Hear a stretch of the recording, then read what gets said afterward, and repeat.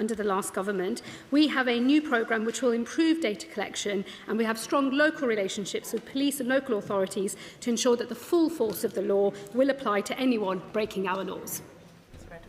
Sir Edward.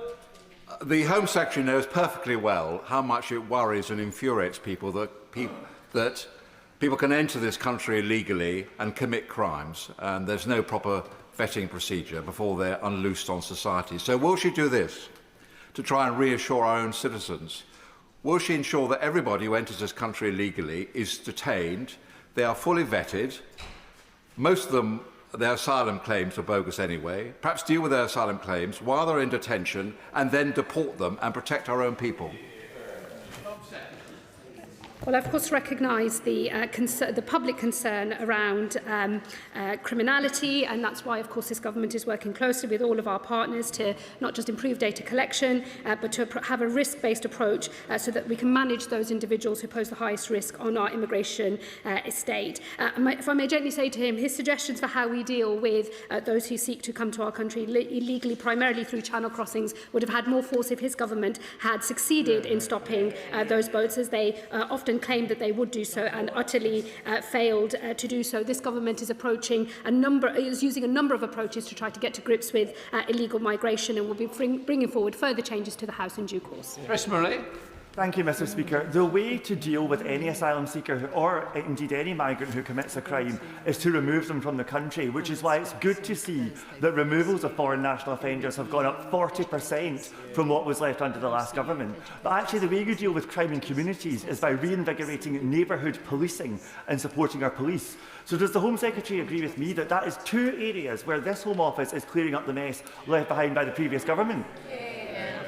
My honourable friend is right. Is one of many areas in which we are cleaning up the multiple messes left by the previous Conservative government. He is right to note that the removal of foreign national offenders has hugely increased under this government and will continue to do so. And removals from this country are at nearly 60,000 removals since we've been in office, and they will continue to rise. Shadow Home Secretary Chris Phil. Thank you, Mr. Speaker. I recently met Siobhan White, the mother of Rhiannon. Rhiannon was brutally murdered by Sudanese illegal immigrant Den Majek, who stabbed Rhiannon 23 times. Majek arrived by small boat in late July 2024. And as the Home Secretary will know, small boat crossings since the election have gone up by 45%. Now, Majek would have been among the first eligible for removal to Rwanda. So Siobhan wants me to ask the Home Secretary this. Why did the government cancel the Rwanda scheme just before it was due to start? Because if Majek had been removed to Rwanda, Rhiannon would still be alive today. Let me say, first and foremost, Mr. Speaker, that the murder of Rhiannon White was an abhorrent, horrifying crime, and our thoughts, and I know that of all of the House, are with her loved ones. The vile criminal responsible for her murder is behind bars where he belongs, and he has rightly received the strictest punishment of a life sentence. I don't wish to play politics with personal tragedy and government policy, but he will know, as we have discussed across this dispatch box on a number of occasions, the Rwanda policy was a gimmick, hundreds of millions of pounds spent with only 4 removals made from this country, his government knew that they were running into problems with that scheme already. This government has focused on measures that we believe will deal with the problems we're facing. It is taking some time, but they are the right measures, and they will get to grips with the problem that he left behind. Michelle Welsh. Thank you, Mr. Speaker. Question 2. Minister. Thank you, Mr. Speaker. This government has an ambitious programme to reform and improve how child exploitation is tackled. We are introducing a new offence of child criminal exploitation, establishing the independent inquiry into grooming gangs and the national policing operation, and expanding programmes to improve support to child victims of exploitation and trafficking. Speaker, in the UK, a child is reported missing every 3 minutes. These children are often the most vulnerable in society, as going missing can be a key warning sign of exploitation. Despite the clear connection, the term child criminal exploitation is not included in the Department for Education's statutory guidance on missing children from 2014.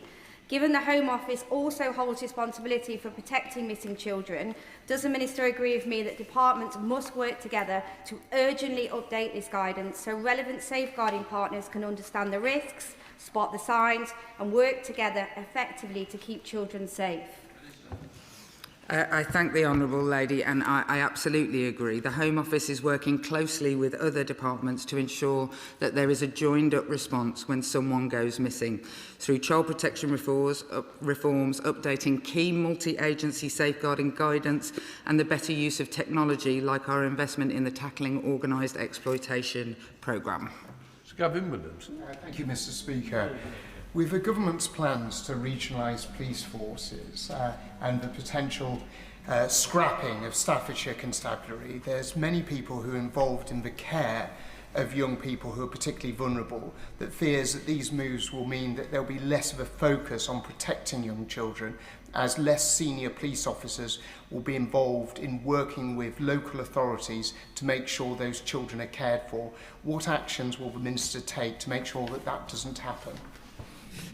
I thank the Honourable Gentleman, and I think he raises a really key and important point about how the reforms that will be brought forward will have safeguarding absolutely rooted at its heart. And I work frequently with the Children's Minister, for example, to make sure that whatever local multi-agency hubs are set up are actually fit for now and the future. But I give him my absolute assurance that I will take what he has said in good faith and make sure that that is the case. Shadow Minister Alicia Cairns. Thank you, Mr. Speaker.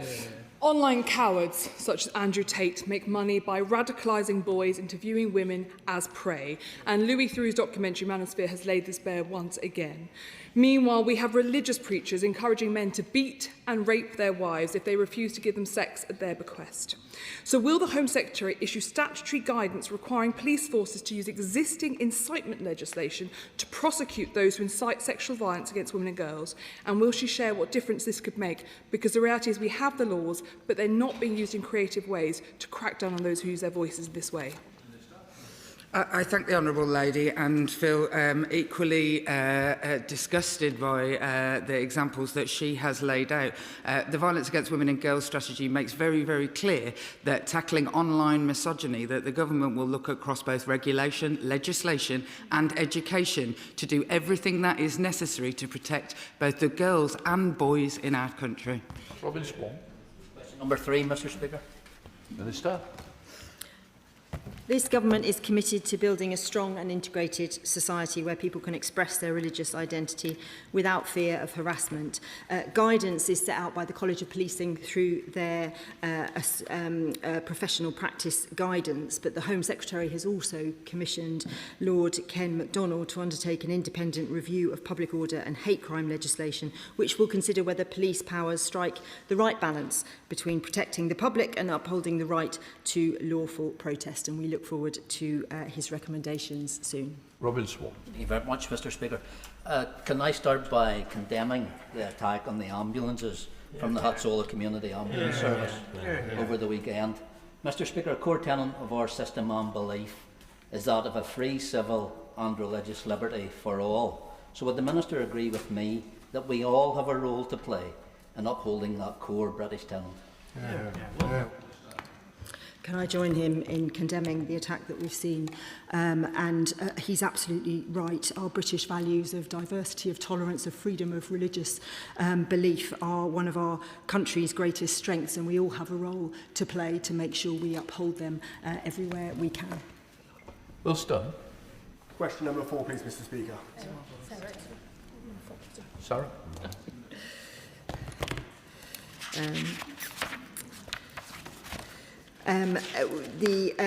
My honourable friend asked for the timetable on the independent review of public order and hate crime legislation, and he will know that this has been ongoing for some time since the Heaton Park attack, which happened in October 2025, and we are hoping to receive the final report by the end of May.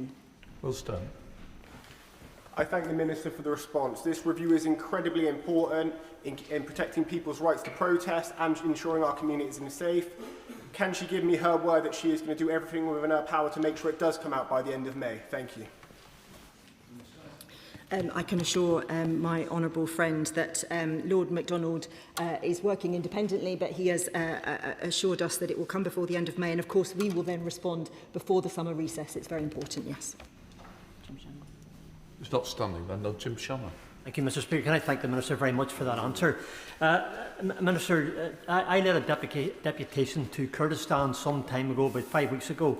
I was very impressed in Kurdistan by what government was doing in relation to public order and hate crime legislation in particular. There's many things in Kurdistan that I think that maybe we here in the United Kingdom could take on board and have that as our core values as well. Could I ask the Ministers, maybe outside the remit of the Honourable Lady, but just to say, if they do something good somewhere else, I think we should look at it. Would she do that same thing for me? Thank you. Of course, we're always very happy to learn from countries where good things are happening and we can learn those lessons, so very happy to do that. Shabana Mahmood. Number 5, Mr. Speaker. Minister. Thank you, Mr. Speaker. We value that the contribution rural businesses make and our immigration system takes account of their needs. Immigration is not a sustainable solution to the challenges facing our rural economies, and we are committed to controlling migration across the whole of the UK. Seamus Logan. Thank you, Mr. Speaker. Sheep shearing may not be on the Home Secretary's bucket list, but in another U-turn following pressure from NFU Scotland, the government apparently listened to the farming industry and agreed to a sheep shearing visa extension for 1 year. The Home Secretary is looking a little sheepish in her place there, so in order to avoid being accused of woolly thinking, if she cannot commit to a longer-term extension for the farming sector, will she then transfer powers to the Scottish Parliament so that farmers, fishers, the hospitality and care sectors can deal with their acute labour shortages? Thank you, Mr. Speaker. I think that was a close shave for really poor humour. The sector has been supported for 14 years to enable them to train up UK workers, reduce their reliance on migration labour and provide a sustained workforce within the United Kingdom. We have extended the immigration concession for sheep shearers to cover this shearing season, but after this final extension, we expect the sector to complete its transition to using domestic labour. Dr. Alison-Garden. Question number 6, please, Mr. Speaker. Thank you, Mr. Speaker. With your leave, just before I give my answer, I would want to pay my respects to PC Bradley Cork, who sadly lost his life yesterday in the line of duty. My thoughts, and I'm sure those of the whole House, are with his family and his friends. On the matter of police efficiency, Mr. Speaker, we must seize the opportunity to transform policing through technology. Through the creation of a national police service, we will invest £115 million in AI and automation, saving 6 million policing hours every year. Dr. Alison-Garden. Live facial recognition technology is being deployed across the country to support the police in preventing and detecting crime. While I recognise the importance of improving police efficiency, we have also seen a number of wrongful arrests linked to the use of live facial recognition systems, and only last week one police force paused use of facial recognition due to racial bias. In light of this, can the Secretary of State reassure the House that deployment, oversight and auditing of facial recognition technologies are subject to robust and transparent safeguards, and state when the facial recognition framework will be published? Well, I can give that reassurance to my honourable friend. Mr. Speaker, we are absolutely clear that police forces must comply with data protection, human rights, equality and other relevant laws. This means that the police can use live facial recognition only for targeted, intelligence-led, time-bound deployments to locate specific individuals on a watch list, such as wanted offenders or people who may pose a risk of serious harm. My honourable friend knows that we have consulted on a legal framework on how and when law enforcement should use biometrics and facial recognition. The consultation is closed. We're going through the responses now, and we will bring forward proposals to this House in due course. Tim Farron. Thank you, Mr. Speaker. Police efficiency is the argument being used to call for, propose, the merger of Lancashire and Cumbria police forces, something which I strongly oppose. Lancashire, a wonderful county, and indeed a county with many urban centres and a much larger population. I wonder if she would agree with me, there's a real risk to the people of Cumbria of seeing that our police officers being drawn down to those larger, more populous places in Lancashire, and that it would be wise to call off the merger. Well, let me say to the Honourable Gentleman, firstly, there are no planned mergers. There is an independent review by Lord Hogan Howe that will advise the government on the right number of regional forces as part of our plans to change policing so that we have a national police service, regional forces and then local police areas able to police their local communities as well. So those are the proposals that we've announced. Lord Hogan Howe is doing his review. When it reports, I'm sure we'll be able to have a debate on what he proposes for regional forces. But I would reassure him local police areas will be a key part of these reforms as they are rolled out, and it will deal with exactly the problems that he has raised. Number 7, Mr. Speaker. Minister. We are giving the police the powers they need to bear down on shop theft, including making it a specific offence to assault retail workers and ending the effective immunity for shop thefts under £200. And we are fighting the organised gangs that often drive these crimes. Our £5 million investment in a specialist intelligence-led policing cell is bringing more criminals to justice. Robin Moore. Mr. Speaker, Colin Appleyard Motors in Keighley was recently the victim of a ram raid in Keighley, which involved a vehicle being used to smash the entrance before a gang of 7 individuals entered the business and stole 9 off-road bikes worth approximately £80,000. So can the Minister tell me what the government is doing to work with local police forces like West Yorkshire Police to identify, to shut down these mafia-style criminal gangs that are causing significant harm, distress and suffering for local businesses across Keighley and our wider area? Can I assure the Honourable Gentleman that this government is completely focused on fighting crime? In his area in West Yorkshire, there are 100 additional officers that will be in place by the end of March that will help us with our drive in terms of tackling crime. But as I said, our £5 million investment in the specialist intelligence-led policing unit will help us join the dots in terms of the serious organised criminals who are often driving a lot of this crime and bear down on it. Leverett. Thanks, Mr. Speaker. Last week I met with USDO, the shop workers' union. They informed me of the increased levels of violence, abuse and intimidation in the shops in the retail industry itself. You know, that includes violence, spitting in people's faces, these horrible, horrible crimes. Can my honourable friend say what measures the government are taking to protect these mainly low-paid workers, you know, in the workplace? My honourable friend is completely right, and that is why we have made sure we are introducing a specific offence of assault on retail workers, something the previous government was asked to do repeatedly and failed. And that will send a message to anybody who may consider such crimes that it is not acceptable and that action will be taken. We are also working very closely with the retail community, all of the big organisations and retailers, to target action on those prolific offenders, because all of us in our community, sometimes we know who these people are who are repeat offenders. How can we really target the prolific offenders? And we've seen through the Summer of Action last year, for example, real results where we are bearing down, and the my honourable friend will be pleased to know that charges for shop theft, which often come with assaults alongside, rose by 21% last year. Jim Dixon. Question number 8, Mr. Speaker. Minister.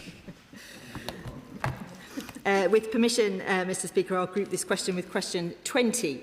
We are ensuring neighbourhood officers are focused on tackling issues like antisocial behaviour which can blight our communities. Through our neighbourhood policing guarantee, every neighbourhood now has a named contactable officer dedicated to tackling crime and ASB in their local area. They will respond to neighbourhood queries within 72 hours.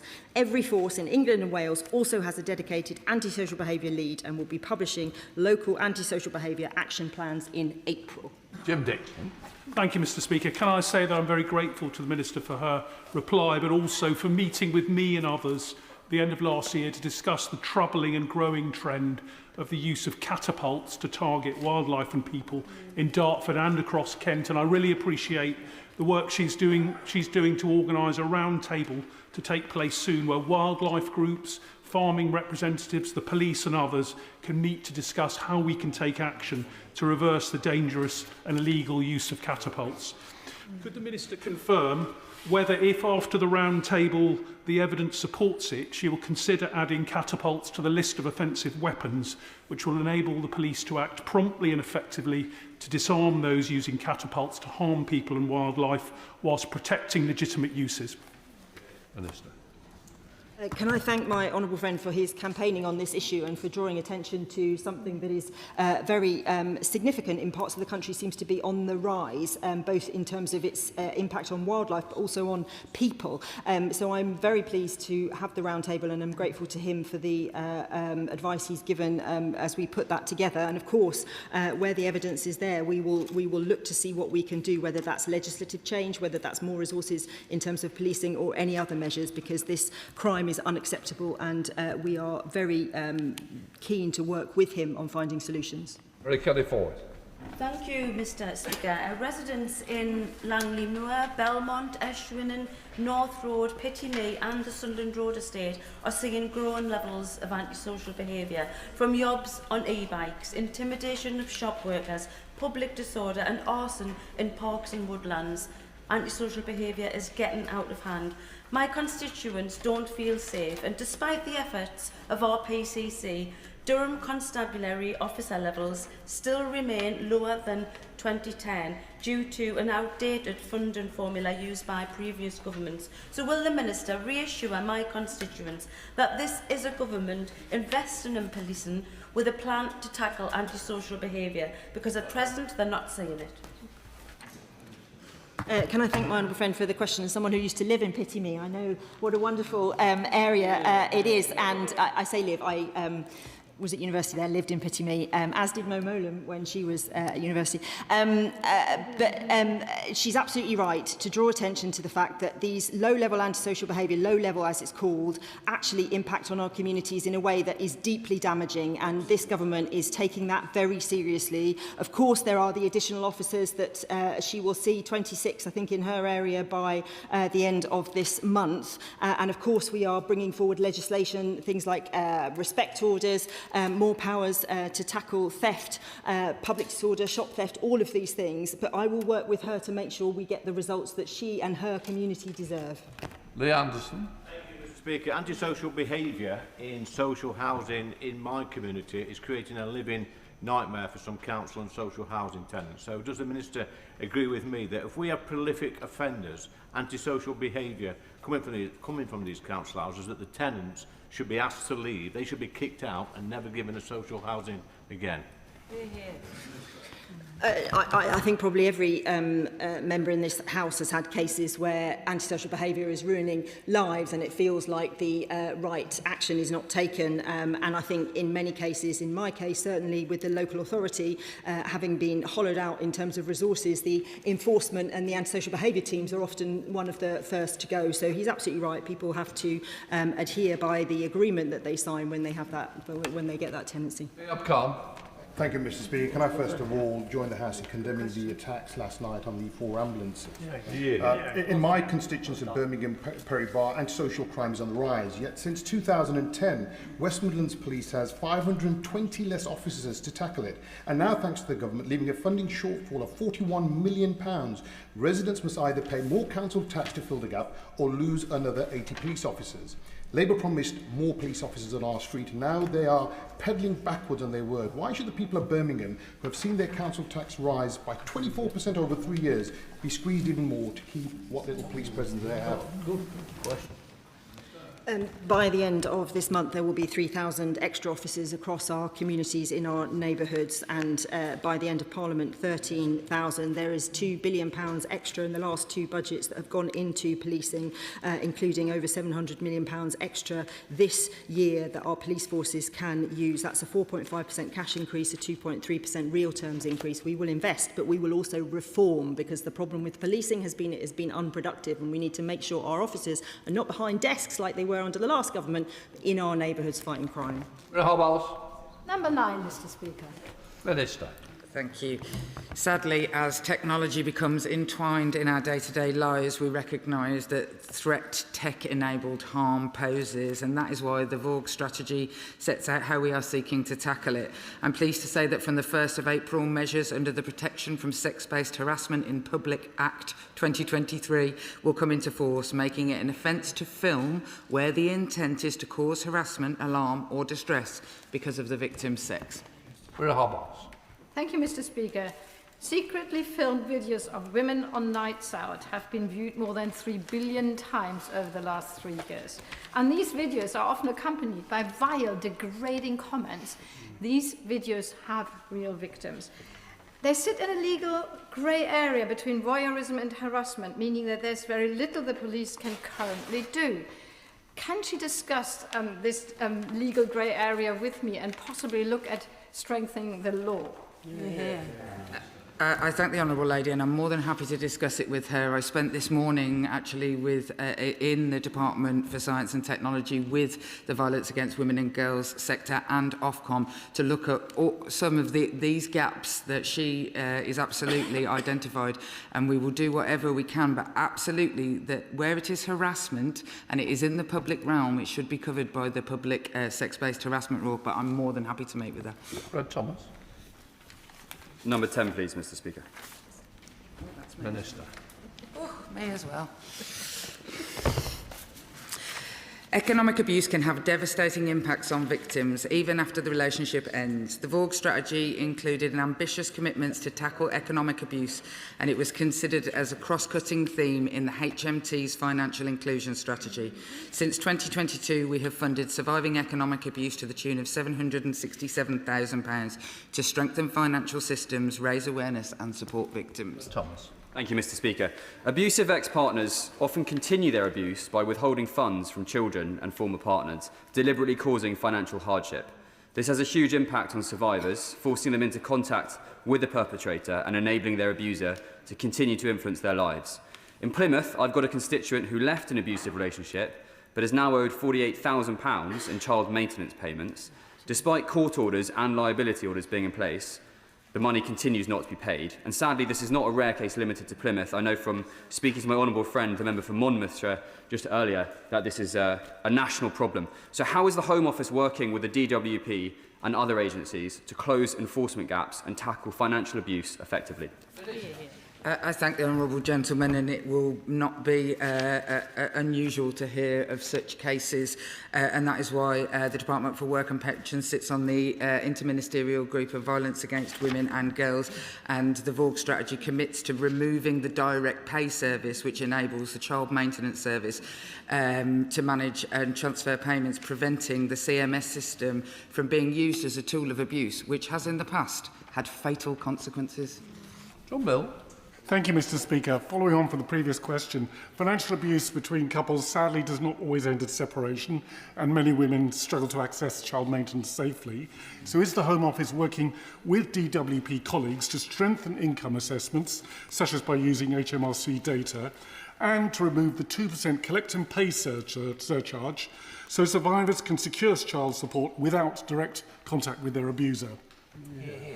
I thank the honourable gentleman, and as I said in answer to my previous question, the Department for Work and Pensions is an absolutely fundamental and core part of the interministerial group that works on the Violence Against Women and Girls strategy, because the financial tools, not just through mortgages and other assets that people have and use in cases of domestic abuse and coercive control, is absolutely vital that we make sure our benefits system and the state systems that we use with regard to children especially are not used as a tool for abusers.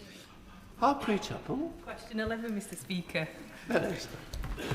We have set an ambitious but essential target to halve knife crime in a decade, and we are already seeing results. Since the start of this Parliament, knife crime has fallen by 8% and knife homicides are down 27% at their lowest level in a decade. But we must and will go further. We are working on the final plans for our cross-government plan to halve knife crime, which we will publish soon.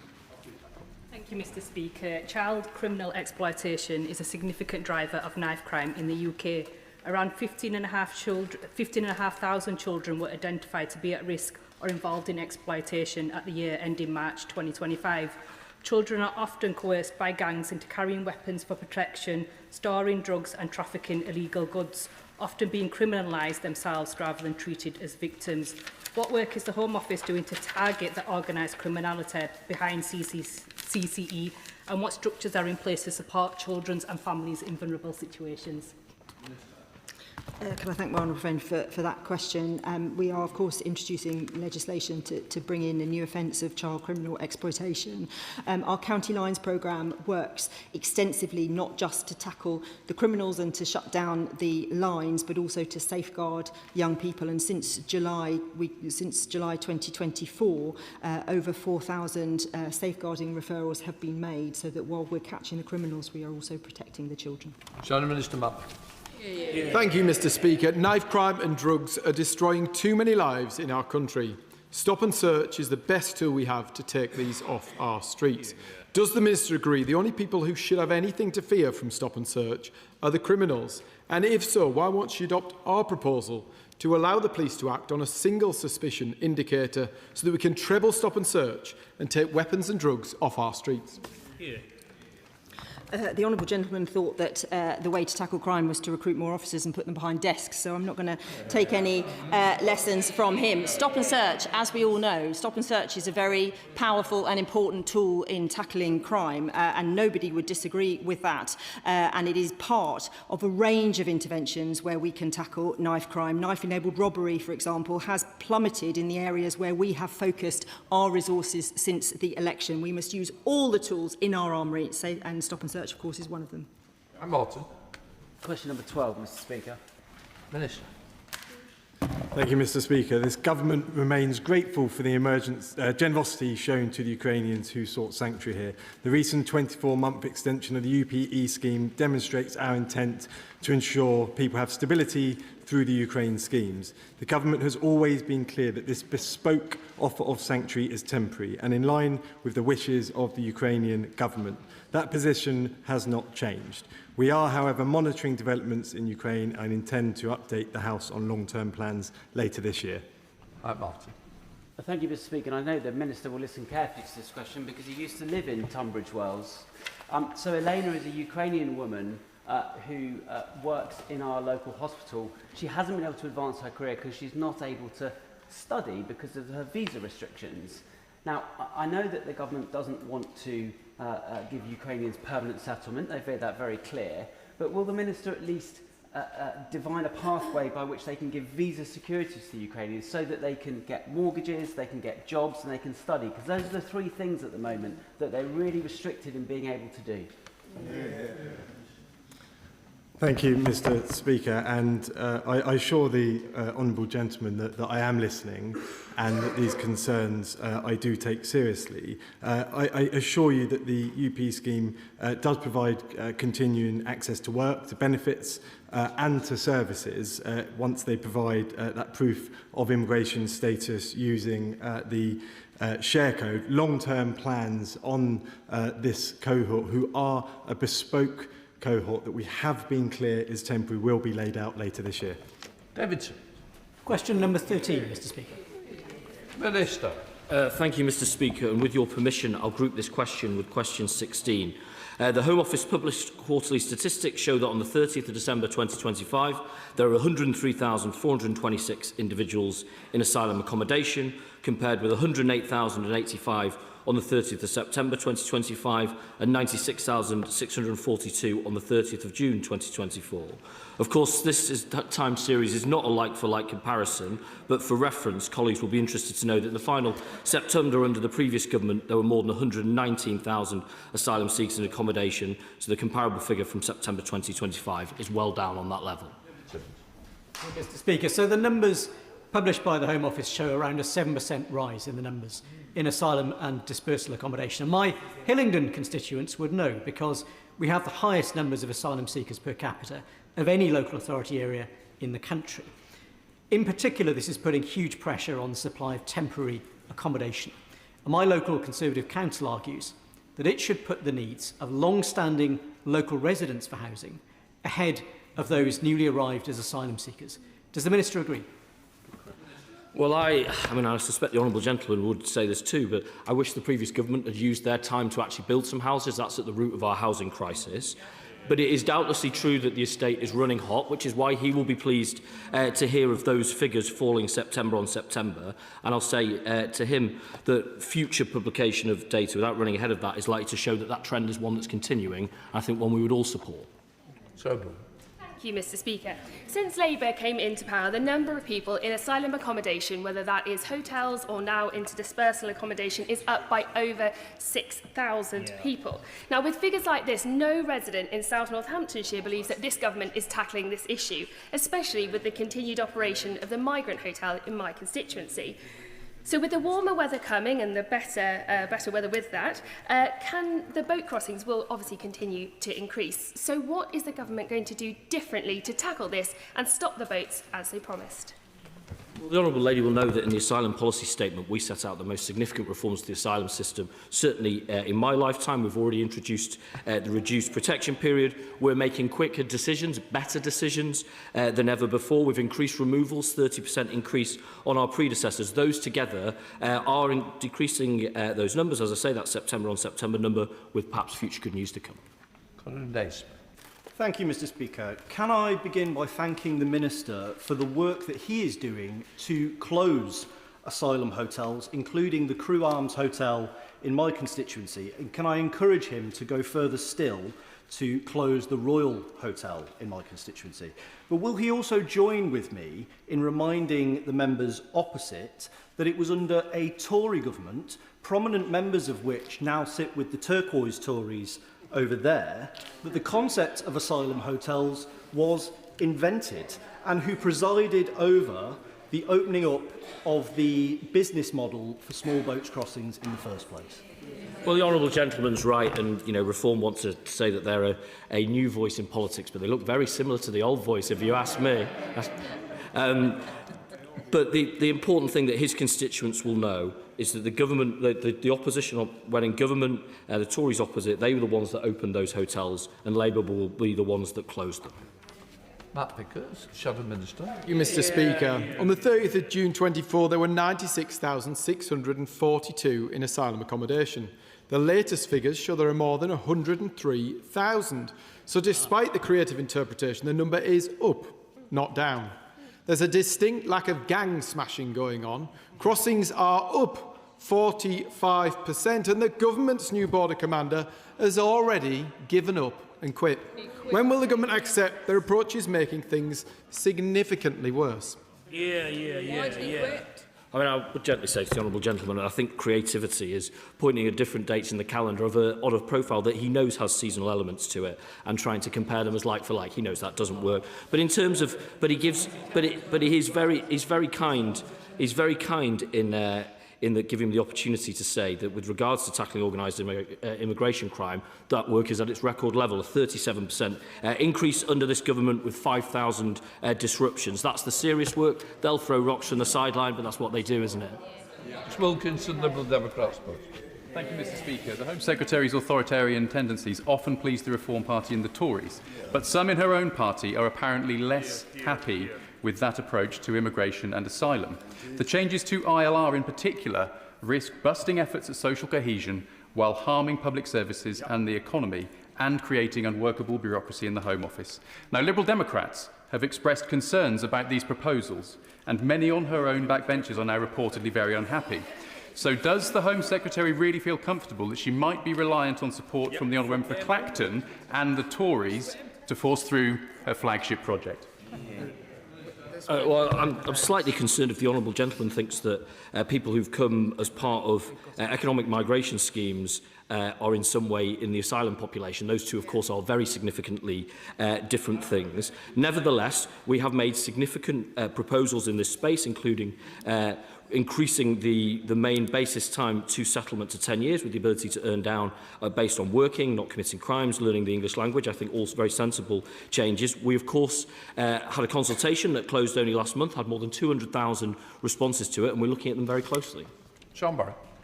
14, Mr. Speaker. Minister. Thank you, Mr. Speaker. We have, of course, discussed the introduction of visa breaks across government, including the impact on the Chevening scholars. The Chevening continues to attract and support exceptional future leaders across the globe and will continue to do so. Restoring order and control to our system is a top priority. Through the visa break, we are acting quickly and decisively to address high numbers and proportions of visa-linked asylum claims. By the year end September 25, asylum applications from students from Afghanistan, Cameroon, Myanmar and Sudan had risen to over 470% of their 2021 level. Thank you, Mr. Speaker. Including prestigious Chevening scholarships in the government's clampdown on certain study visas is devastating for those who have been shortlisted, including students set to join our world-leading programmes at Sussex University. It raises questions about the value government puts on nurturing talent, particularly for women from Afghanistan, from whom I've seen heartbreaking accounts of having their applications terminated. So will the Minister and Home Secretary urgently revisit this decision? Thank you, Mr. Speaker. I've laid out the concerns and the reasons for this break. And Afghanistan, for example, has seen 93% of those coming over as students claiming an asylum. The Green Party may well want open borders. That's not what we stand for. We stand for control, we stand for order, but at the same time compassion, which is exactly why we're looking at safe and legal routes whilst working to control the borders. Vapes. Thank you, Mr. Speaker. Number 15, please. Minister. We are delivering the cross-government Freedom from Violence and Abuse strategy published in December, which sets out concrete actions to halve VOG in a decade through preventing violence and abuse, pursuing perpetrators and supporting victims. As part of this, we have already launched our behaviour change campaign, rolled out domestic abuse protection orders and embedded domestic abuse specialists in police control rooms under an Eames law. Survivors in Monmouthshire tell me that economic abuse did not only feature in the course of their relationship, it has stopped them rebuilding their lives long after they have left. For some, the separation compromised their business. Others faced continued control through child maintenance disputes. So can the Minister please tell us what measurable outcomes have been set within the VOG strategy to tackle economic abuse, and how that progress will be reported on to this House and elsewhere? I thank the Honourable Lady, and what I committed to in the launch of the Violence Against Women and Girls strategy was to annually update the House on progress across a number of different metrics, both the overarching and those that sit within different government departments who, I have to say, are having to take responsibility for this, some of them for the first time, but specifically working with the financial sector and regulators. The strategy talks about exploring how financial products, including joint mortgages, can be used as a tool of abuse. So we will be working with departments like the Treasury to look at exactly how we can monitor progress against all of our aims, and I will report on that annually. Jones. Thank you very much, Mr. Speaker. One of my constituents suffered such coercive violence that her partner was able to force her to allow him back into the home. She couldn't tell anyone, and he continued to assault her daily. She reported this behaviour to the police, but they did very little. The partner is now in prison for under 5 years, and authorities are concerned that he will target her again when he is released. What is the Minister doing to ensure women are properly protected against coercive violence and justice is carried out against ex-partners to end this awful cycle of violence? I thank the honourable gentleman and send all my sympathy to his constituent, who sounds like she's had a terrible ordeal.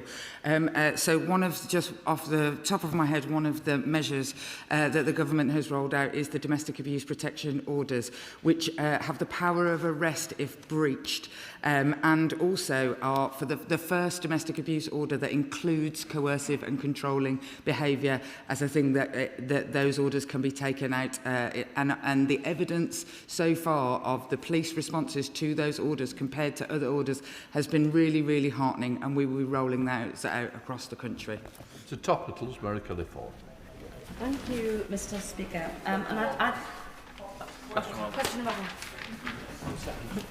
Thank you, Mr. Speaker. I want to address the terrible scenes in Golders Green last night, where 4 Jewish community ambulances were set on fire. Mercifully, no one was hurt. And for that, we owe our thanks to the police and fire services who responded with speed and professionalism. An investigation is underway. We know the Metropolitan Police are treating this as an anti-Semitic hate crime and have stepped up their support to Jewish communities across London. That the attack was directed at Hatzola, a community ambulance service, an institution devoted to saving lives, illustrates how warped those behind this attack are. I am pleased that the Health Secretary is providing replacement ambulances, but clearly justice is required. There have as yet been no arrests, but the perpetrators must be in no doubt. We will pursue them and make them face the consequences of this wicked crime. I urge anyone with information to contact the police, who have the full support of my department. This incident comes at a time of soaring anti-Semitism in our country, and today my message to our Jewish community is clear. We stand with you, we will do everything in our power to protect you, and we will fight relentlessly to rid our society of anti-Semitism. Thank you, Mr. Speaker. I'd like to congratulate Maya's Law campaigners, particularly Maya's great aunts, Gemma and Rachel, for their passion and tenacity in lobbying MPs to support their campaign to improve child protection laws in the UK. Does the Minister agree with me that it's unforgivable that someone who's supposed to look after a child could end up hurting them instead? And will they ensure that the debate my honourable friend from Bladen and Concert has secured on Maya's Law receives full support from the government? Thank you. Well, the circumstances that she outlines are obviously horrifying, and it is abhorrent for anyone entrusted with the care of a child to cause harm to them. Can I assure her the government will absolutely be engaging fully and constructively with the debate that she mentions? Shadow Home Secretary Criswell. Thank you, Mr. Speaker. I have come here directly from Golders Green, where I have just visited the scene of the appalling attack on the Hatzola ambulance service, and I strongly urge the Home Secretary to visit as well. I thank the police, fire service and Hatzola volunteers for their response in the early hours of this morning. The Jewish community I spoke to this morning in Golders Green feel under attack. So what more can the Home Secretary say about the government's plans to protect the Jewish community, including potentially using CT-style surveillance powers to identify and disrupt anti-Semitic attacks before they occur? Does the Home Secretary agree that calls on our streets at marches for jihad and intifada are calls for violence which fuel anti-Semitism? And does she agree they should no longer be allowed? And finally, will she ensure that all anti-Semites and extremists who are not British citizens get deported? I thank the Shadow Home Secretary for his questions. Let me just assure him and, most importantly, the community, not just in Golders Green, but the whole of the British Jewish community. This government takes very seriously the rise in anti-Semitism that we've seen across our country. We are approaching this with a whole-of-government response. My colleagues in health, in education and in the communities and local government department are all taking forward the government's social cohesion action plan and taking specific measures to tackle anti-Semitic hate crimes. There must be zero tolerance, and I know that across this House there is unanimity by all members that there must be zero tolerance of anti-Semitism. He already knows that we have an independent review on public order and hate crime legislation. We will bring forward more proposals in due course, but we will never tolerate anti-Semitism in our country. Criswell. Well, I'll be pursuing these questions with the Security Minister in the statement later. Mr. Speaker, media reports suggest the Home Secretary is under pressure from the former Deputy Prime Minister on her ILR policy. So will the Home Secretary tell the House who is running the government's immigration policy now? Is it her or is it the former Deputy Prime Minister? Will the Home Secretary confirm to the House now? Order. I'm just going to say to both front benches, these are topicals. There are members on both sides. I gave a lot of leeway in the first question. This one, you've already asked one question. Now you come in with another question. It's not acceptable to either side of the House that I'm trying to look after. Please, one question in topicals, not the big statements. We've got a statement on the whole of the subject. It's a very important issue. I am very concerned. But I've got to get back benches. It is unfair for both front benches to take the time. Home Secretary. Mr. Speaker, I've almost forgotten the question that the Honourable Gentleman had, but the assertion that he makes at the heart of what he just said is absolute rubbish. He knows that the government has already said that we are going to be consulting on the changes that we wish to make, and I will bring forward those proposals in due course. Well, look. Very kind. Last week I visited Estonia with the Education Committee to learn about their early years education and heard about how even nursery-age children are taught to spot fake news. What conversations has my honourable friend had with colleagues across government about creating a whole-of-society approach to mis- and disinformation? Well, Mr. Speaker, my honourable friend is right to raise this because mis- and disinformation seeks to undermine our institutions and divide our communities. The Defending Democracy Task Force is addressing these threats through a whole-of-society approach, and we are also working closely with partners to hold platforms accountable for harmful content under the Online Safety Act. Wilkinson, Liberal Democrats, post. Mr. Speaker, the agreement to fund French police activities to prevent small boats leaving the French coast is about to run out. This risks a resumption of higher numbers of small boat crossings, placing lives at risk and undermining efforts to bring control to the asylum system in this country. With many in her own party crying out for the government to speed up reintegration with the EU and public opinion on the failures of Brexit now clear, will the Home Secretary go to Cabinet colleagues and advise them that it would be easier to fix the asylum system if we had a much closer relationship with Europe? Yeah. Well, the honourable gentleman knows we work very closely with our European counterparts, particularly and especially France as our nearest neighbours. He mentions the important work we do together, which of course has prevented 40,000 crossings since we took office. We want that work to continue. We are having those conversations with France at the moment. You wouldn't expect me to, I think, negotiate from this dispatch box. In Lavery. Mr. Speaker, Northumbria Police have announced that they're to close the custody suite in Bedlington in my constituency. That means anybody arrested in South East Northumberland will have to travel to the city of Newcastle for the custody suite. That'll ultimately mean frontline policing being reduced in an already stretched community of Blythe and Ashen. Will the Minister agree to meet with me to discuss this unacceptable situation? And without stepping on the operational independence of his local police force, I'm very happy to have a meeting with him and talk about this. I take a keen interest in custody suites, and with arrests up 5% under this Labour government in the last year, we need to make sure we're running this properly. Peter Porch. Thank you, Mr. Speaker. During the recent London elections, Sadiq Khan made a manifesto pledge not to close Bromley's 24-hour police counter. So obviously, Bromley's 24-hour police counter is now closed. Does the Minister think that the closure of this vital service is good for my constituents or good for community safety? I think Boris Johnson closed a lot more front counters than Sadiq Khan has, but that's a different issue. Look, we are putting more funding into frontline policing. We want police on our streets, in our neighbourhoods, not behind desks like they were under the previous government. And that's where the public want to see them. Jo Welsh. Thank you, Mr. Speaker. Can I ask the Minister what urgent steps she is taking to tackle antisocial behaviour in town centres such as Hucknall, where we have some persistent disorder, including a recent racist attack on a chef shop owner? These are impacting on community safety and confidence, and residents expect a visible police presence.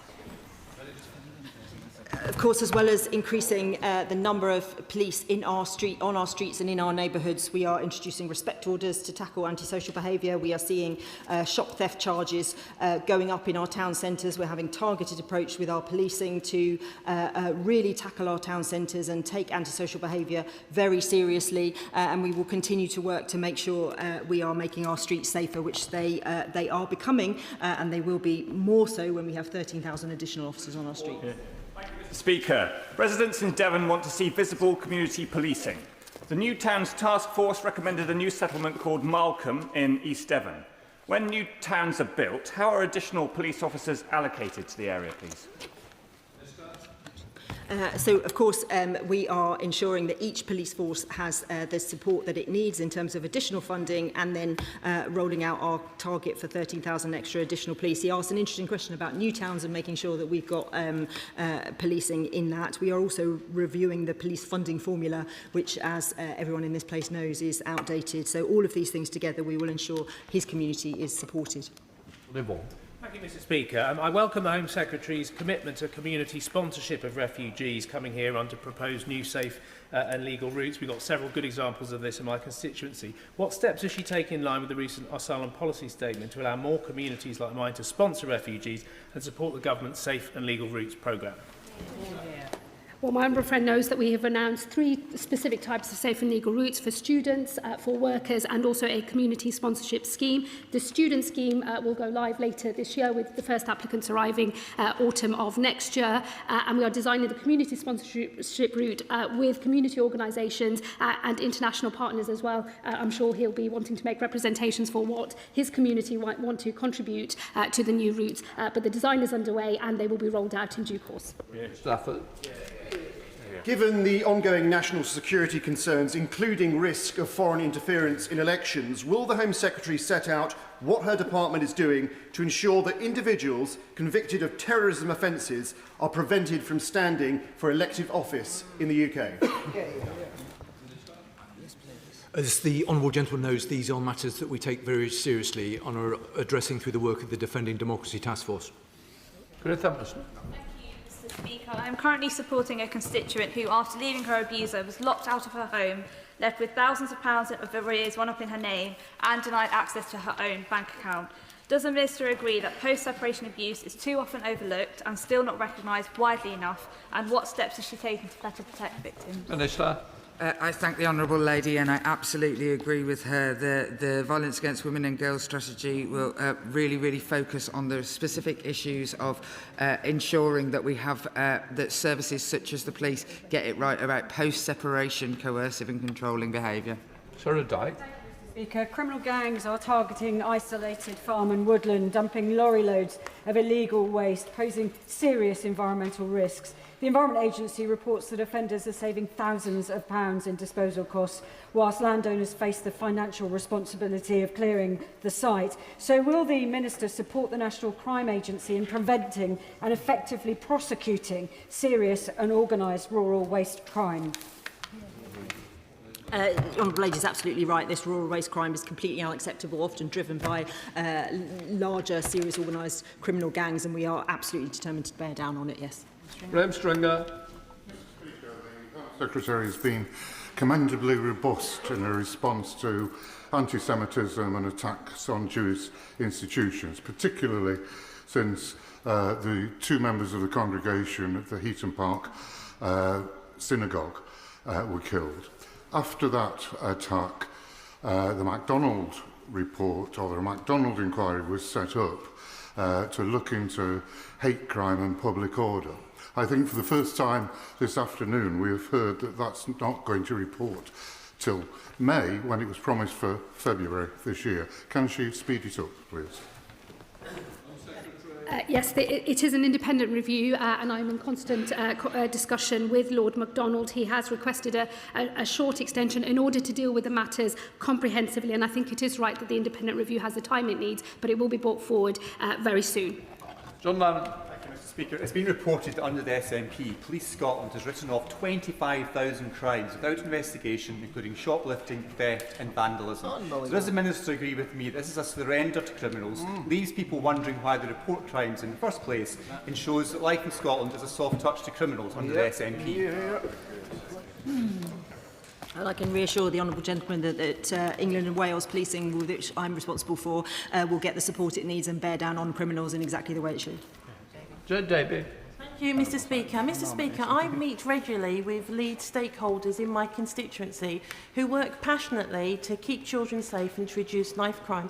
Can the government say what work they are doing, working with grassroots organisations to support them in their work to prevent knife crime? This government funds violence reduction units, and our police and crime commissioners, where we don't have them, also make sure we are funding a raft of organisations who know what's happening on the ground, know what the interventions are, know how he can drag children out of crime and into making better choices. I see that in my constituency. I know she sees it in hers, and those community leaders really are the bedrock, and we must support them as much as we can. Sarah Poach. Thank you, Mr. Speaker. Is the Home Secretary comfortable with the reality that as a woman she could not stand and pray alongside the Mayor of London at last week's event in Trafalgar Square? I will always be a very proud British Muslim.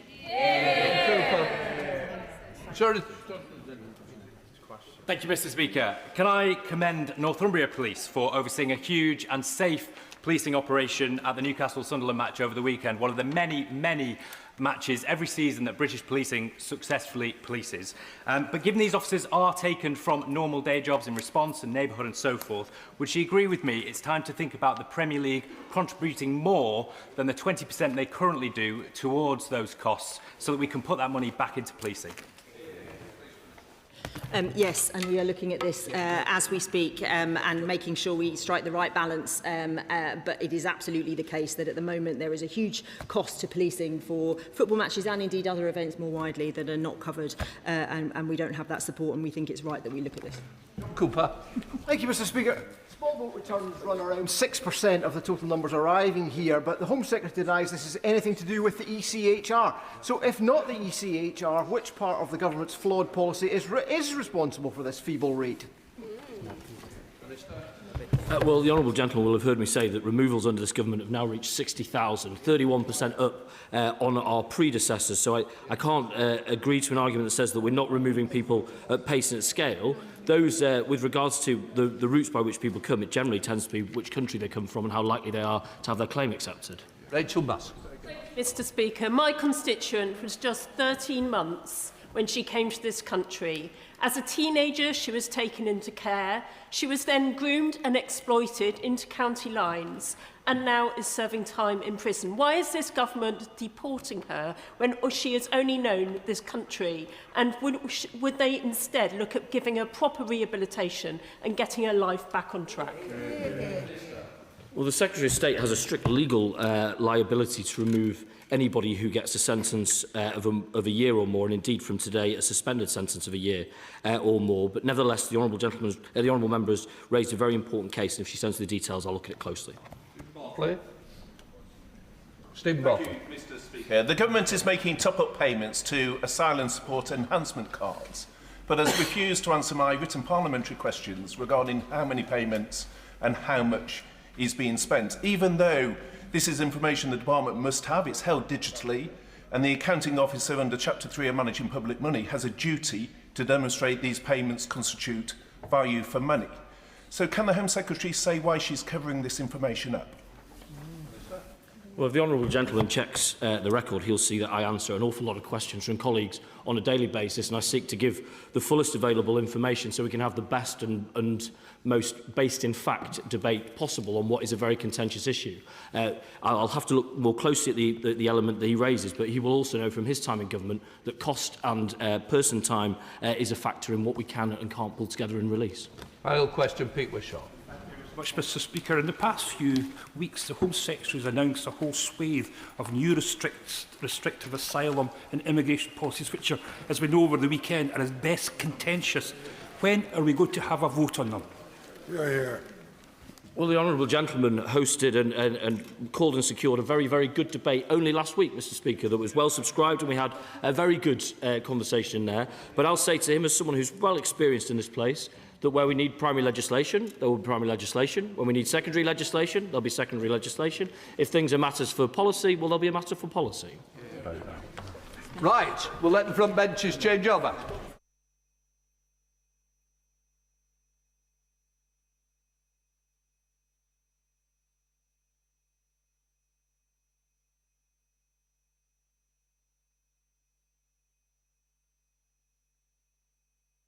We now come to the first statement. Secretary of State for Defence, John Healey.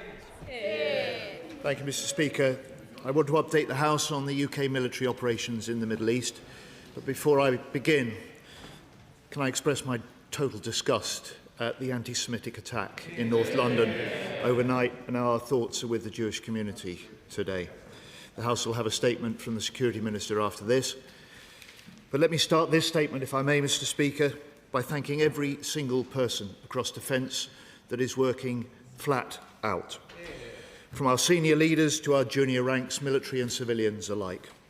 Our planners in PJHQ, our counter-drone units protecting coalition bases, our air defence teams in Cyprus, our fast jet pilots across the region, and our sailors in the Eastern Mediterranean. I say to them, on behalf of the House, you are proving yet again you are the best of Britain in action. Mr. Speaker, with the fast-moving events in the Middle East, we're maintaining a clear, consistent approach. And as I said in my statement to the House last week, the UK government's decisions and actions are founded on three principles. The first is defensive, taking the necessary action to strengthen our collective defence. That's why I've been putting vital military assets into the region since January. Second is coordination with allies, leading and coordinating our responses with NATO allies and with partners including the US, the G7, the E5 and Gulf nations. The third is legal, ensuring a legal basis for our decisions, allowing ministers to make sound choices and allowing our military to operate with the fullest confidence.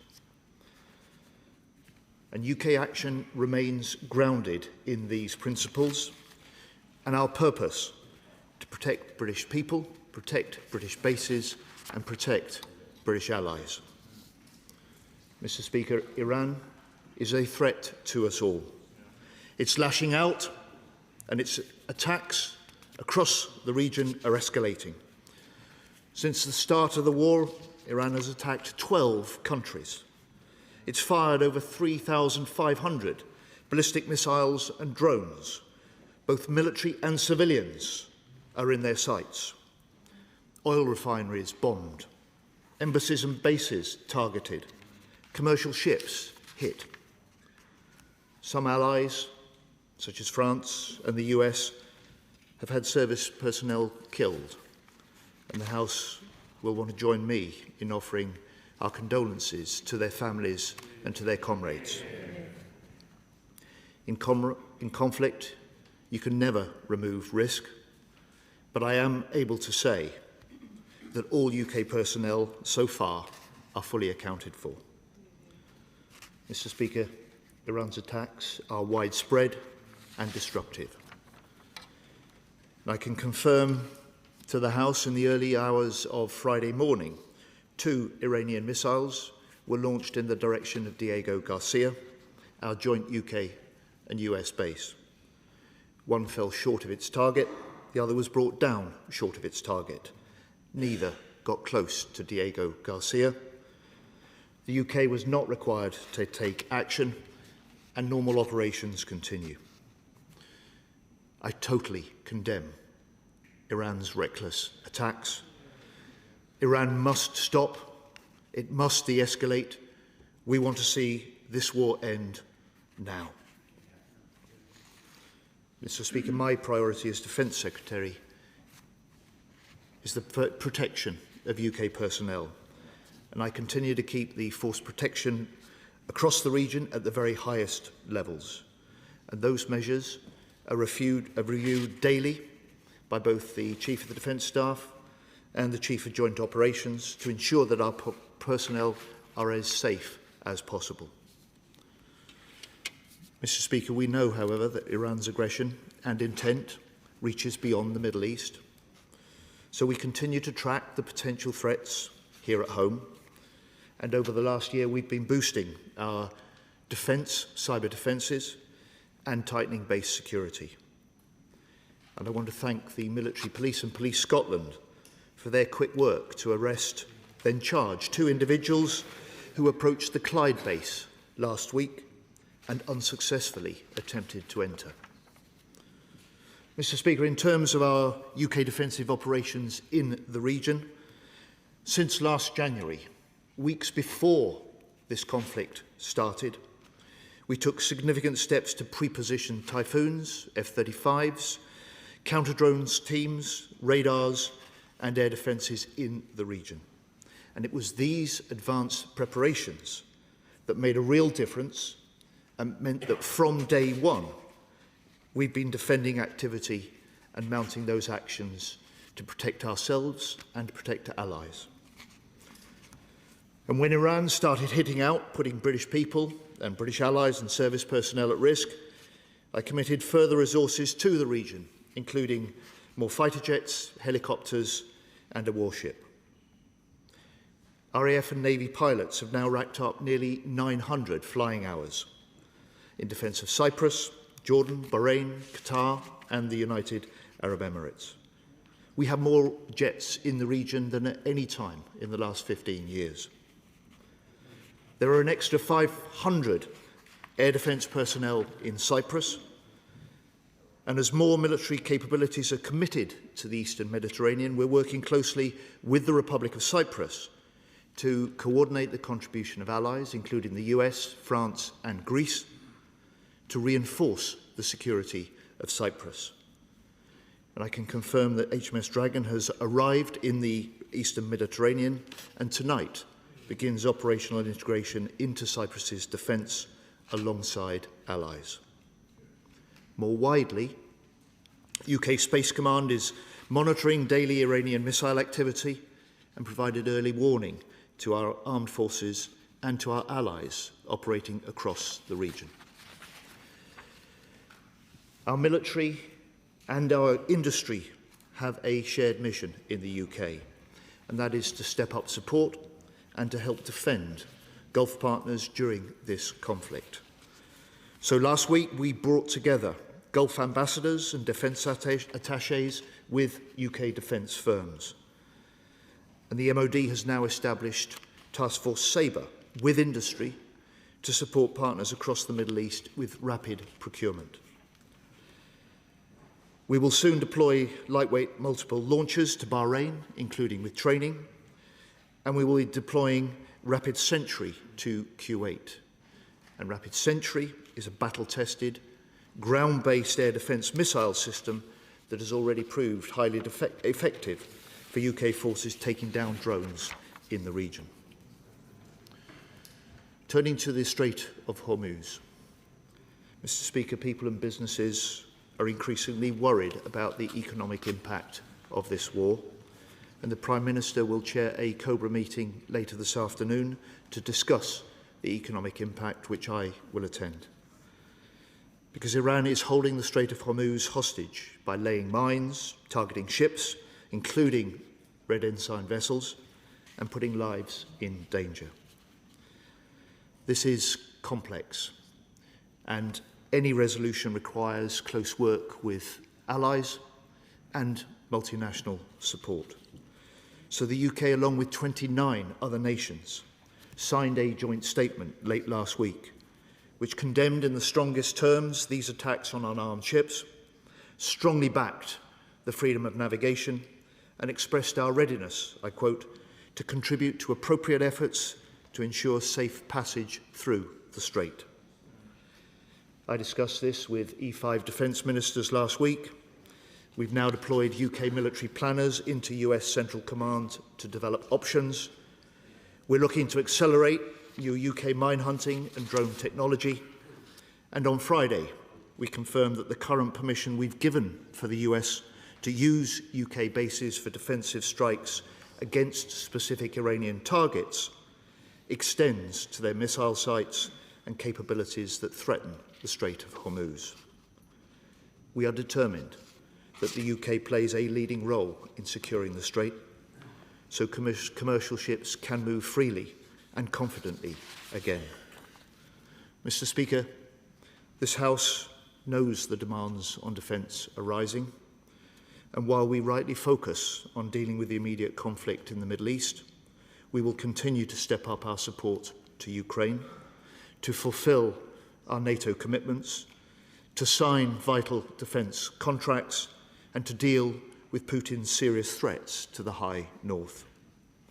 Mr. Speaker, this House also knows that our adversaries will want us distracted and may try to take advantage of events in the Middle East for their own gain.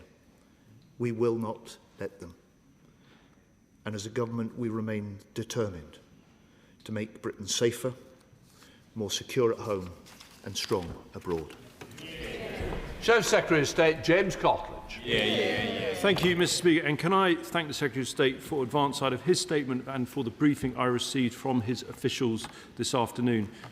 But can I begin by joining the Secretary of State by putting on record my utter condemnation of the arson attack committed in Golders Green last night, and on behalf of the opposition, I offer our sympathy to all affected and to the wider Jewish community. Can I also join the Secretary of State in expressing our condolences to the families of all Allied personnel who have lost their lives in the current conflict, and in thanking the police for preventing potentially serious nefarious activity at Faz Lane. Mr. Speaker, the potential economic ramifications for our constituents from Iran's aggressive closure of the Straits of Hormuz should concern us all.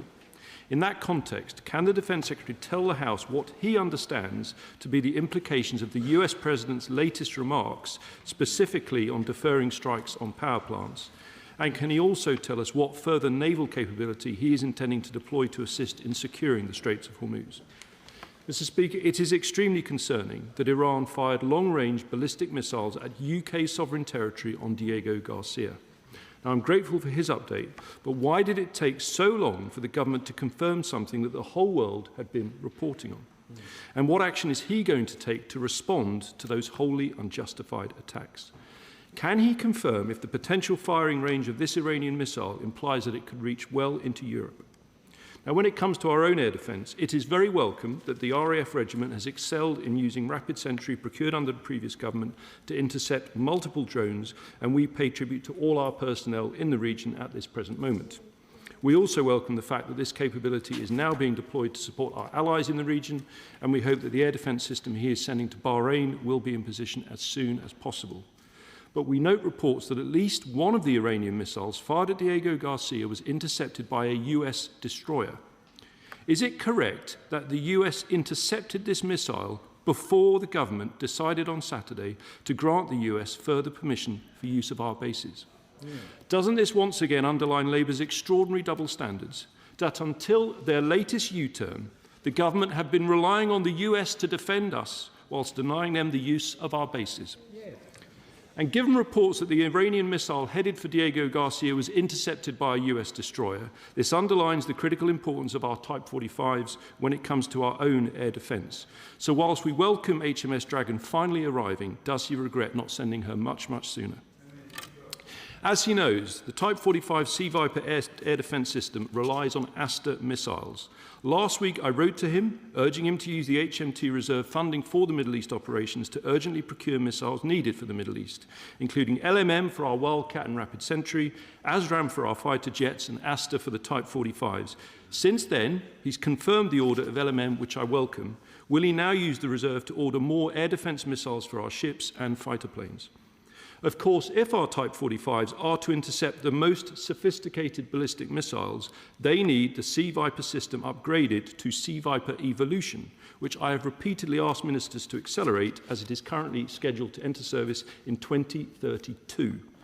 Now, when I was a Defence Minister, Mr. Speaker, HMS Diamond was under attack by the Houthis in the Red Sea, using expensive missiles to intercept cheap drones. So I scrapped a load of red tape that accelerated the in-service date of our Dragonfire anti-drone laser from 2032 to next year. Will the Secretary of State take similar steps to accelerate Sea Viper?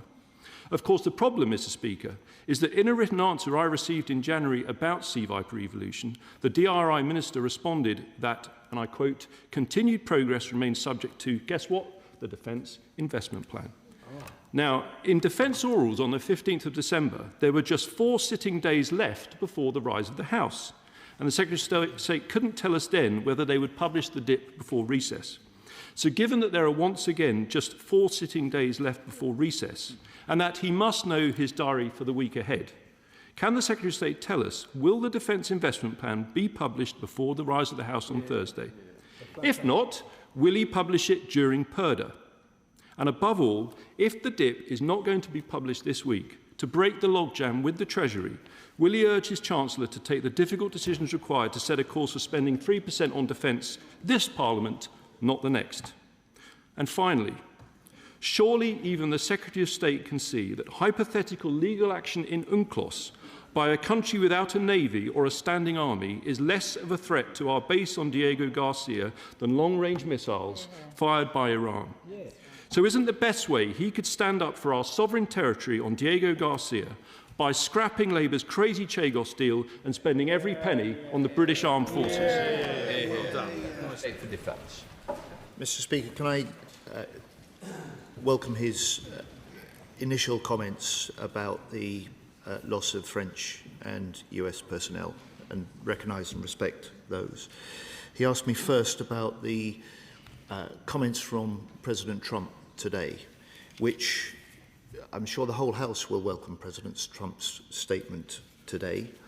It's recognition that there is progress in conversations about, and he says, the complete and total resolution of our hostilities in the Middle East. and his instruction to hold off further strikes against Iranian power plants.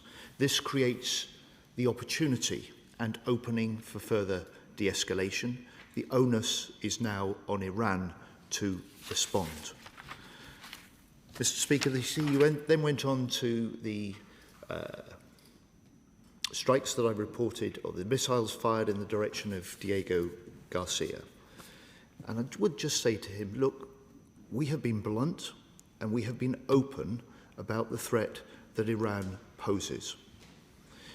The threat it poses to British nationals, to British bases, and to British interests and partners. And to suggest otherwise is completely false. And that's why we've been conducting the defensive operations throughout the region since day one of this war. Those missiles were fired towards Diego Garcia early on Friday morning.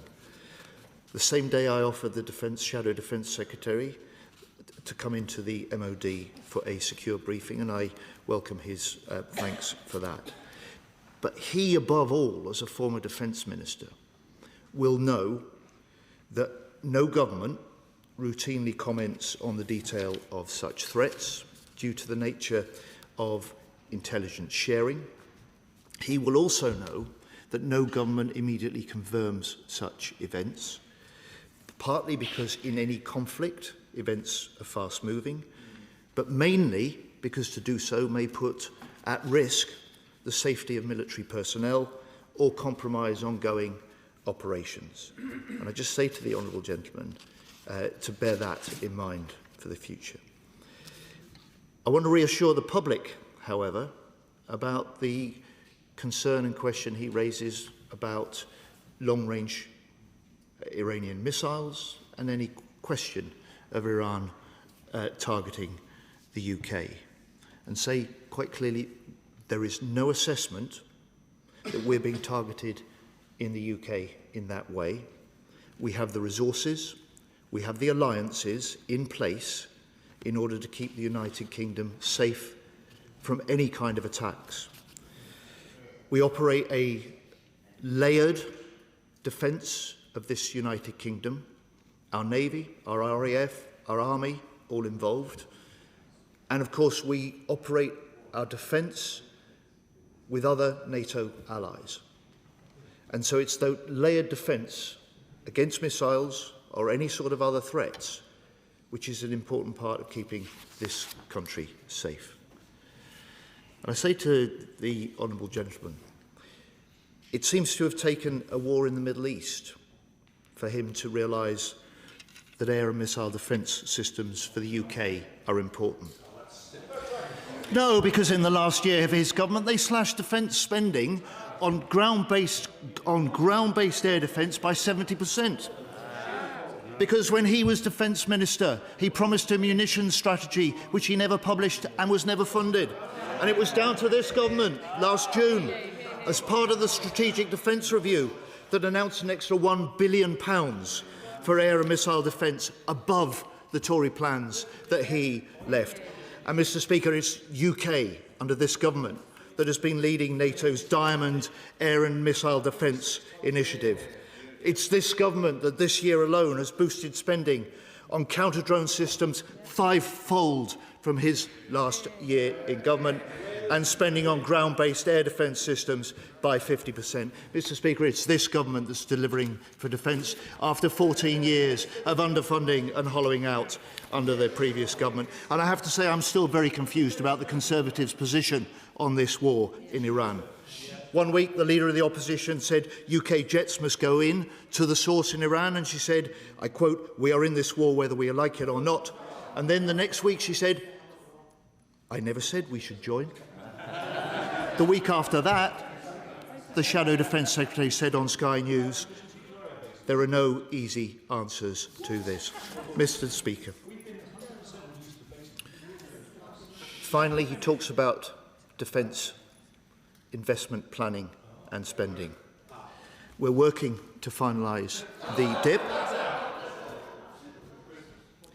But he was, of course, the Defence Minister that left 47 out of 49 major defence programmes not on budget, not on time. He was the one that left a defence programme that was overcommitted, underfunded and deeply unsuited to the threats that we now face. It is this government, it is a Labour government now delivering for defence. 1,200 major contracts signed since July 2024, 84% of them awarded to British businesses, and the largest increase in defence spending since the end of the Cold War. Diane Abbott. The Iranian regime is a threat to us all, not least to its own population. I would implore ministers to remember the importance of a debate in Parliament, just as we had on Iraq, if we move further in involvement with Trump's war. Mr. Speaker, the Mother of the House speaks with long and deep experience of these matters. I would just say to her that the Prime Minister himself has said, while we are taking the necessary action to defend ourselves and our allies, we will not be drawn into the wider war. James McCleary, Liberal Democrat spokesperson. Thank you, Mr. Speaker, and thank you to the Secretary of State for advance sight of his statement today. We are 4 weeks on from the start of President Trump's illegal assault on Iran. Still, there is no plan, no end in sight. It is not Trump, nor indeed his partner in this ill-conceived war, Netanyahu, who are paying the price. It is hard-pressed British families seeing it in their energy bills and at the petrol pump. It is billions around the world suffering economic fallout. And it is over 100 little girls who will never be coming home from school. Rather than de-escalate the crisis, Trump is just making more threats. Instead of accepting responsibility, he is pointing fingers at allies, including Britain. There is much, then, that I hope this House can agree on at this critical moment. Most importantly, that Britain's interests are only served by rapid de-escalation of hostilities. Liberal Democrats have not wavered from this view. I believe it reflects in many ways the broadly responsible approach this government, including the Defence Secretary, have taken to the war, emphasising the need for multilateral diplomacy while protecting our personnel and citizens under immediate threat in the region. Nonetheless, the government's decision over the weekend to expand the use of UK bases for US strikes is grave and risks dragging Britain down the slope of Trump's war. It appears to be a significant shift in the government's position. So I would like to ask the Secretary of State, if I may, 3 questions. Does he agree with me that the government's definition of defensive is different today than it was when the House last sat? Will he commit to releasing in full the legal advice the government has received about this latest expansion of rights of US planes to use UK bases? And will he support Liberal Democrat proposed legislation to ensure proper monitoring of US sorties conducted from UK bases to ensure they are truly defensive in nature? Mr. Speaker, the country's best interests are served by the action that we've taken, both before and since the start of this period of the war. Actions to defend our personnel, our bases, our allies and our interests throughout the region.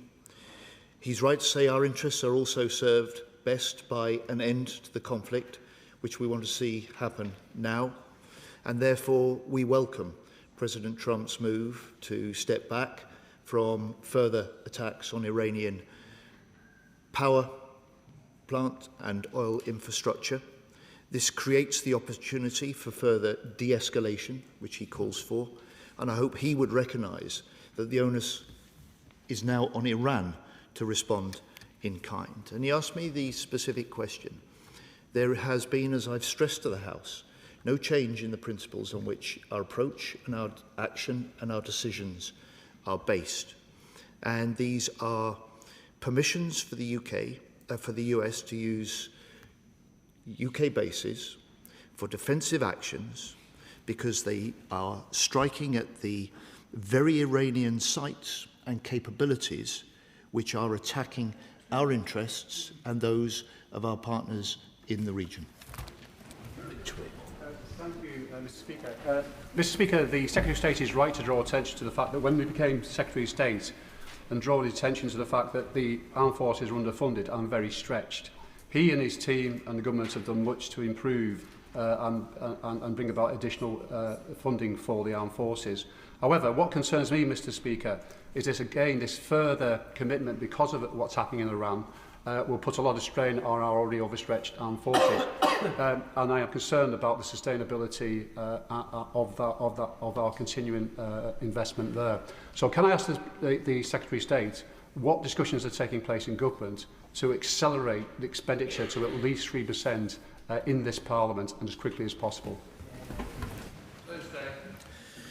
Well, my honourable friend is more knowledgeable than perhaps anyone else in the House about defence matters, having been a former Defence Minister and served for some time on the Defence Select Committee.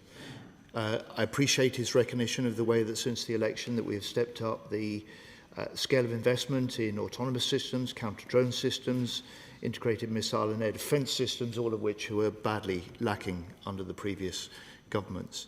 And I say to him, he will have followed an important speech that the Prime Minister gave 3 or 4 weeks ago at Munich, in which he recognised, as this House does, that demands on defence are rising. He recognised, as this House does, that this is an era now of hard power, of strong alliances and sure diplomacy, and he recognised, as this House does, that we now need to spend more faster on defence. So, Julian Lewis. May I remind Defence Ministers yet again that they should not be comparing increases in defence expenditure with the post-Cold War years, but with what we used to spend during the Cold War years, which was between 4.5% and 5% of GDP on defence. And can he look the House straight in the eye, as it were, and say that given the very close relationship between China and the Mauritians, including a 25-year treaty of cooperation, that it would be a sounder situation if Mauritius had sovereignty over Diego Garcia and we were only lessees to them?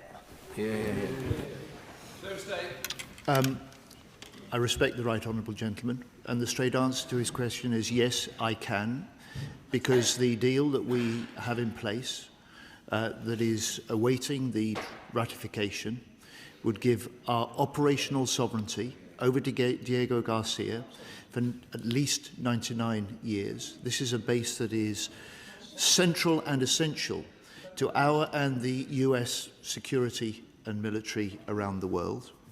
And I say to him also that the deal that we have on the table now and have negotiated with the Mauritians gives greater protections in the waters around, greater veto over developments on the other islands, which is why it is so much better deal than after 11 rounds of negotiation under the previous government they left when they left office. John Trickett.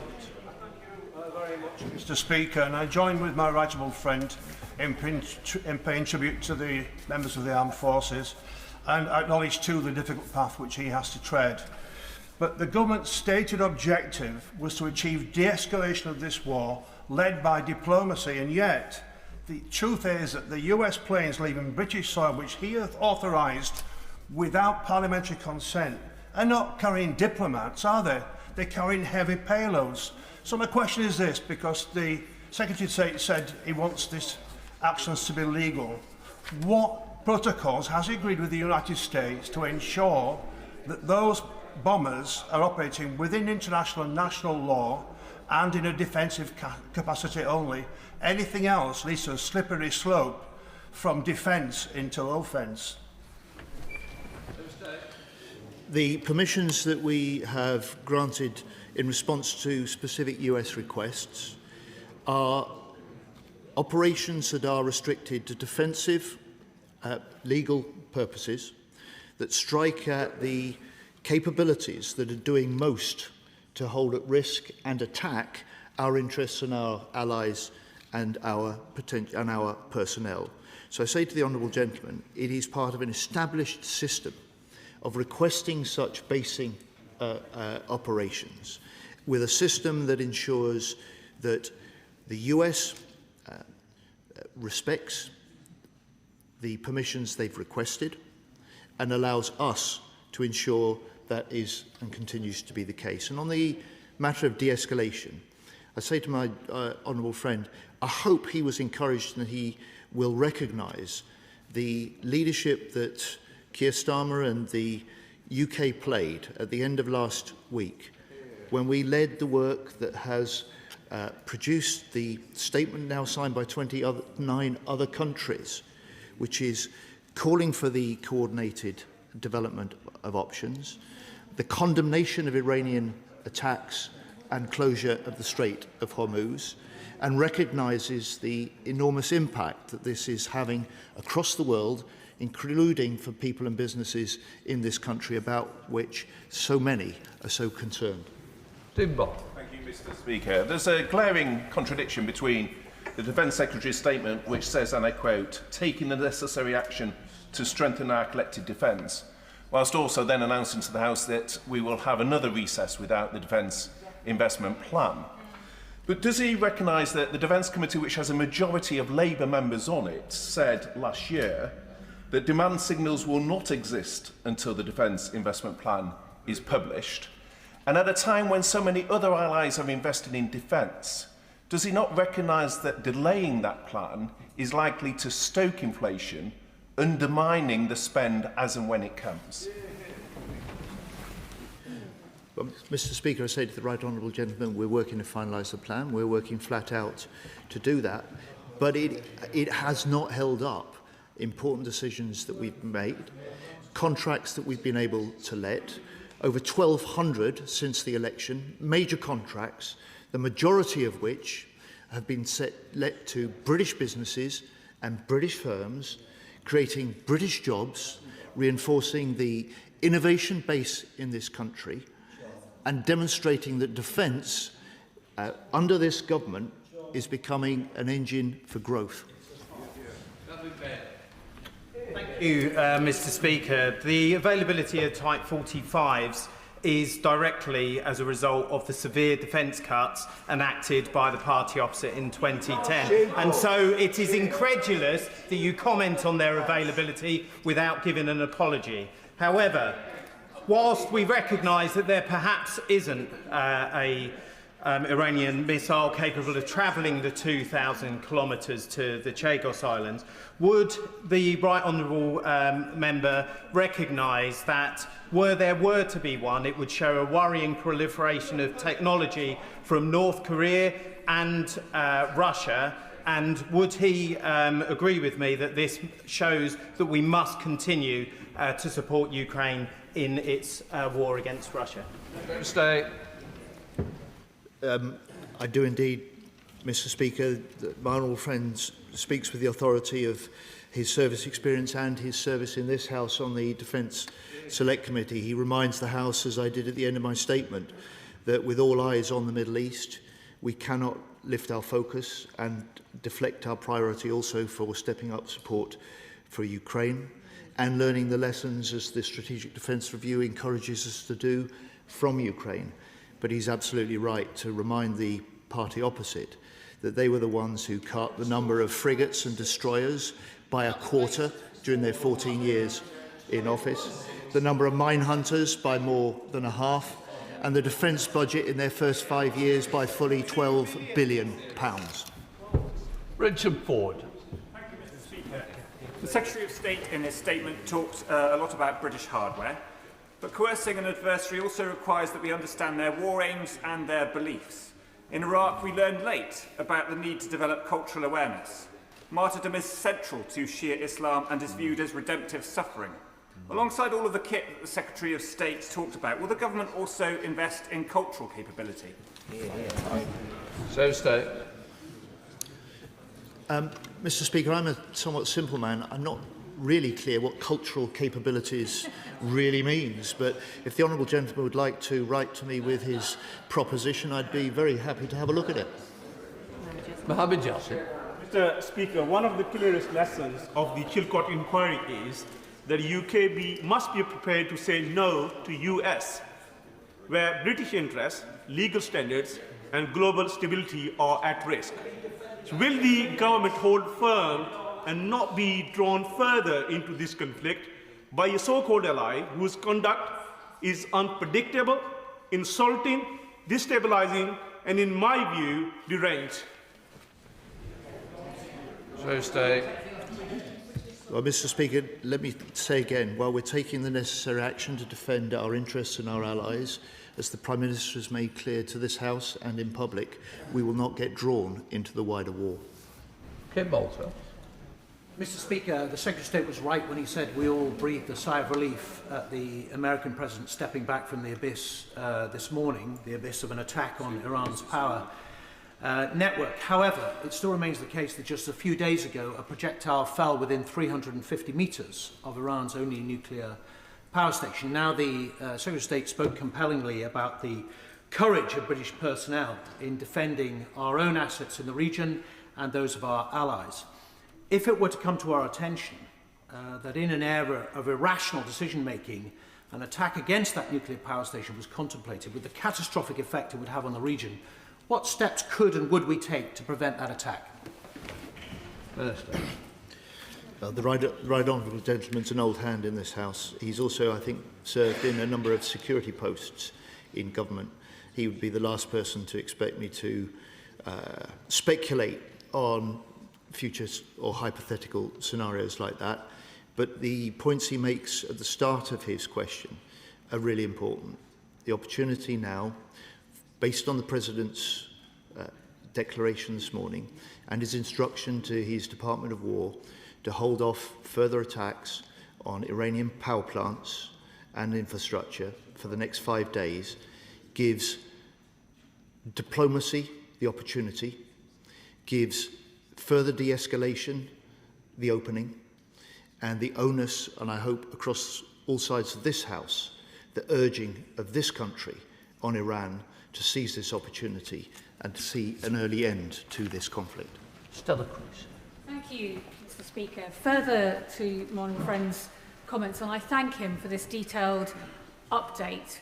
It is really important that our constituents understand how serious this is, because energy traders right now are like those epidemiologists in February 2020 looking at energy sources and shortages as those epidemiologists looked at COVID and how it was spreading around the world, working out how on earth to warn people of the horrors to come. The brutal reality is if this war does not end, we could see energy shortages that will have a lasting economic effect on this country for decades. Now, my honourable friend says there that the President has agreed to a 5-day suspension and to not target the Iranian power plants. He will know how serious this is. How confident is he that the President will stick to that 5-day pledge and give a chance for the urgent de-escalation our economy and our world needs? My honourable friend makes the clearest and strongest possible case for an early end to this conflict, for the imperative to embrace this opportunity that President Trump has created. And as she rightly says, the impending potential impact on the world economy, on the lifestyle and costs of all families and businesses in this country is severe.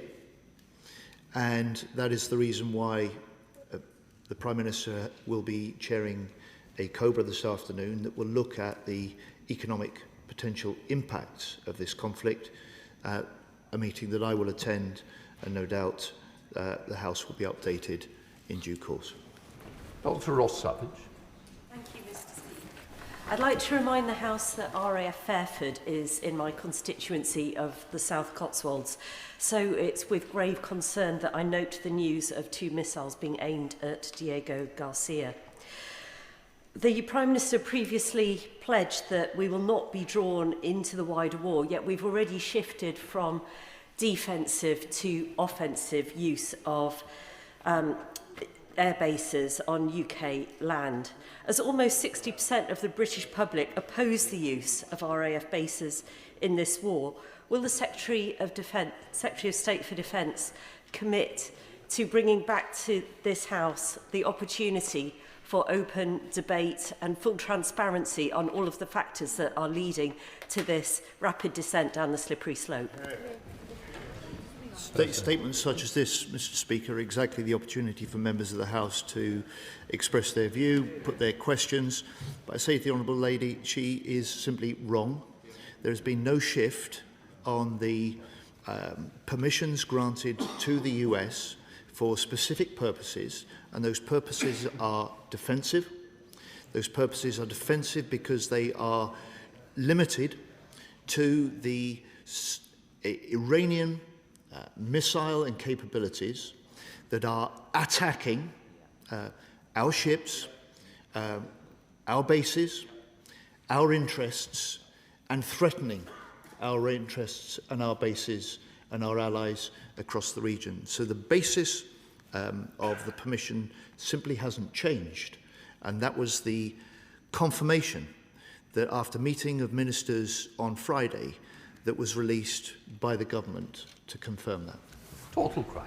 Thank you, Mr. Speaker. I thank the Secretary of State for his statement. And despite talk of a complete and total resolution of hostilities from across the Atlantic, I agree with my honourable friend from Walthamstow that we can't give false comfort to our constituents that there won't be lasting economic and military consequences. So can I ask the Secretary of State when or what detail he can give us on the leading role he sees the UK playing in keeping the Straits of Hormuz open?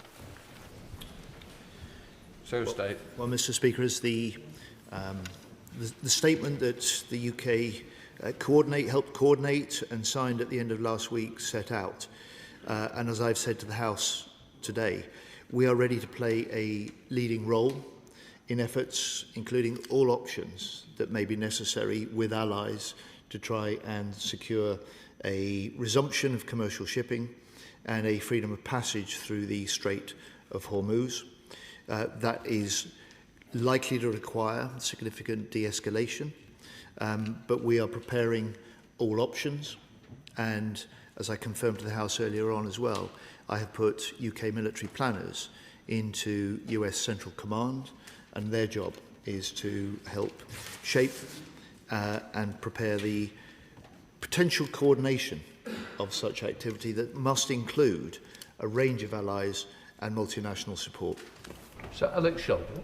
Thank you, Mr. Speaker. Just further to the answer the Secretary of State has just given, the Secretary of State has this afternoon confirmed to the House that mines have been laid in the Straits of Hormuz. Therefore, one of the biggest problems is going to be actually getting vessels insured, whether there was a cessation of violence overnight, getting it insured. So may I ask the Secretary of State how quickly he can now give the other side of that coin to the markets, to the insurance companies, that even if de-escalation happened overnight, how quickly the insurance company have faith that the Straits of Hormuz would be demined. That's going to take a military operation led by Europe. The Americans won't get involved, we know that. So can I ask the Secretary of State how quickly can he say what the counterbalance is to the fact that he has confirmed this afternoon that the Straits of Hormuz have indeed been mined? State. I can't give the honourable gentleman a timescale. What I can say to him is that we are bending all our efforts in defence and more widely to contribute to the development of all options, and that those must involve allies. They've got to be multinational. And in the end, as he suggested to the House, the test will be the decision of commercial ship owners, crews and insurers about the safety that they can have about resuming their commercial trade through the Strait of Hormuz. John Manton. What Donald Trump said at the weekend was that unless the straits were opened, he would obliterate Iran's power plants. I agree that could be extremely catastrophic, attacking a nuclear plant. But actually, as we've made clear to Putin, attacking power plants that supply power to civilians is actually against international law and clearly does move things on from defence to aggression. On that basis, can I ask the Secretary of State, and I agree with him, I hope the next 5 days secure peace, but can I ask him to confirm that UK bases will not be used to attack power plants, and that if there is to be a change of policy in that way, he asked the Prime Minister, yes, that we have that debate and we have the vote in this House, because I want my constituents to know that I'm not willing to support this type of escalation. So stay. The permissions for the use of UK bases for the US are defensive. They do not include the striking of Iranian power plants, which is the clarification that my right honourable friend has given me. And as I and as the Prime Minister have said, those principles of defensive actions and decisions with a sound legal basis and actions in coordination with allies to ensure a collective self-defence in the region will continue to inform the decisions and choices that this government makes. Dougan. Thank you, Mr. Speaker. One of the things that unites the Prime Minister of Israel and the Supreme Leader of Iran is that neither of them can care less what the UK Prime Minister says, and it's difficult to imagine that the US President isn't in a similar camp. So, with fiscal headroom evaporating, business confidence vanishing and household budgets being shredded by this war, what can the Secretary of State offer over and above the vacuous calls for de-escalation to ensure that people on these islands are protected from the ferocious effects of this war and the supply of energy? So stay. Mr. Speaker, I'm disappointed the honourable gentleman degrades the contribution that the UK is making to the collective defence of allies in the region, that he fails to recognise that the basing request from the US that we have agreed is an important and valuable contribution to the US operations and to our interests, that the decisions that the Prime Minister makes are in our interests, our national interests, and that he has also said that we will do what we can to, with allies, deal with the risk to worldwide energy supplies and prices.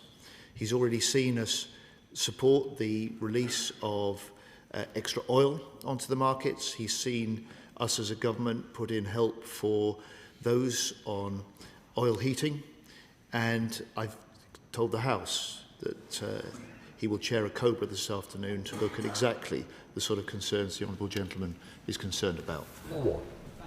Speaker, can I put on record my thanks to the British Armed Forces who are working round the clock to defend British interests and British people as we speak. But my constituents in Rochdale made quite clear they want no part of this wider war being waged by the US and Israel. At the same time, they expect the robust defence of British interests and British personnel. So, although I welcome the fact that he said neither of those Iranian missiles got anywhere close to Diego Garcia, can he reassure this House that the UK will play its full part in the defence of Diego Garcia should such a similar missile attack happen again? So stay. Mr. Speaker, we will, as we have done, we will always defend our British personnel, we'll defend our British bases, and I know my honourable friend and his constituents in Rochdale will be proud of the fact that our RAF pilots have now flown nearly 900 hours during this conflict, exactly those purposes, and he will be proud of the fact that there are now more British jets in the region than there have been for 15 years. Thank you, Mr. Speaker. Any assessment of this intervention must recognise that the Iranian regime has made the Iranian people pay with blood for every single act of defiance. So any attempt to apportion blame when a mass insurrection does not materialise would be unjust. And I hope we will hear ministers say that soon from the dispatch box. Last week I raised concerns that the assessment of the intent and capability of Iran was clearly flawed, and I think this weekend's activities proved that to be true. So what action has the Secretary of State taken to challenge thinking internally and to support our British overseas territories by taking action to reinforce their defences and by speaking to their elected governments, not just governors? So stay. Mr. Speaker, I'm not sure that I really follow. I certainly don't accept what I understand to be the Honourable Lady's point. When I was in Cyprus a couple of weeks ago, I met with the Defence Minister, I met with the Chief of their National Guard, and he made clear to me that military cooperation is closer than it's ever been with the UK, And I've said that we're playing a leading role with the Republic of Cyprus in coordinating the increasing capabilities that are in the Eastern Mediterranean to help that sovereign base remain as protected as we can in the circumstances and in the face of Iranian threats. Catherine West. Thank you very much, Mr. Speaker. And further to that point, could I thank the Minister for Europe for going to Cyprus last week, and also for the conversations between the Prime Minister and the President of Cyprus, and also what reassurance can he give my constituents where we have really deep ties and long-standing people-to-people ties with the people of Cyprus, that it's not just about British personnel, but it's about the wider Cypriot family. I can indeed, Mr. Speaker. I hope she will recognise, and I hope as the government of the Republic of Cyprus and their military recognise, that the steps that we've taken well before this war broke out to reinforce defences in Cyprus and across the region have been there not just to protect British personnel and step up defences of our base, but are indeed defending and helping protect the whole of the Republic of Cyprus and the island of Cyprus. Dr. Alping. Thank you, Mr. Speaker. From the first moment that the attempted rocket launches towards Diego Garcia were reported over the weekend, there has been growing speculation, fueled mainly by Israel, that Iran's strike capacity now stretches far beyond what we previously conceived, far beyond the Gulf region.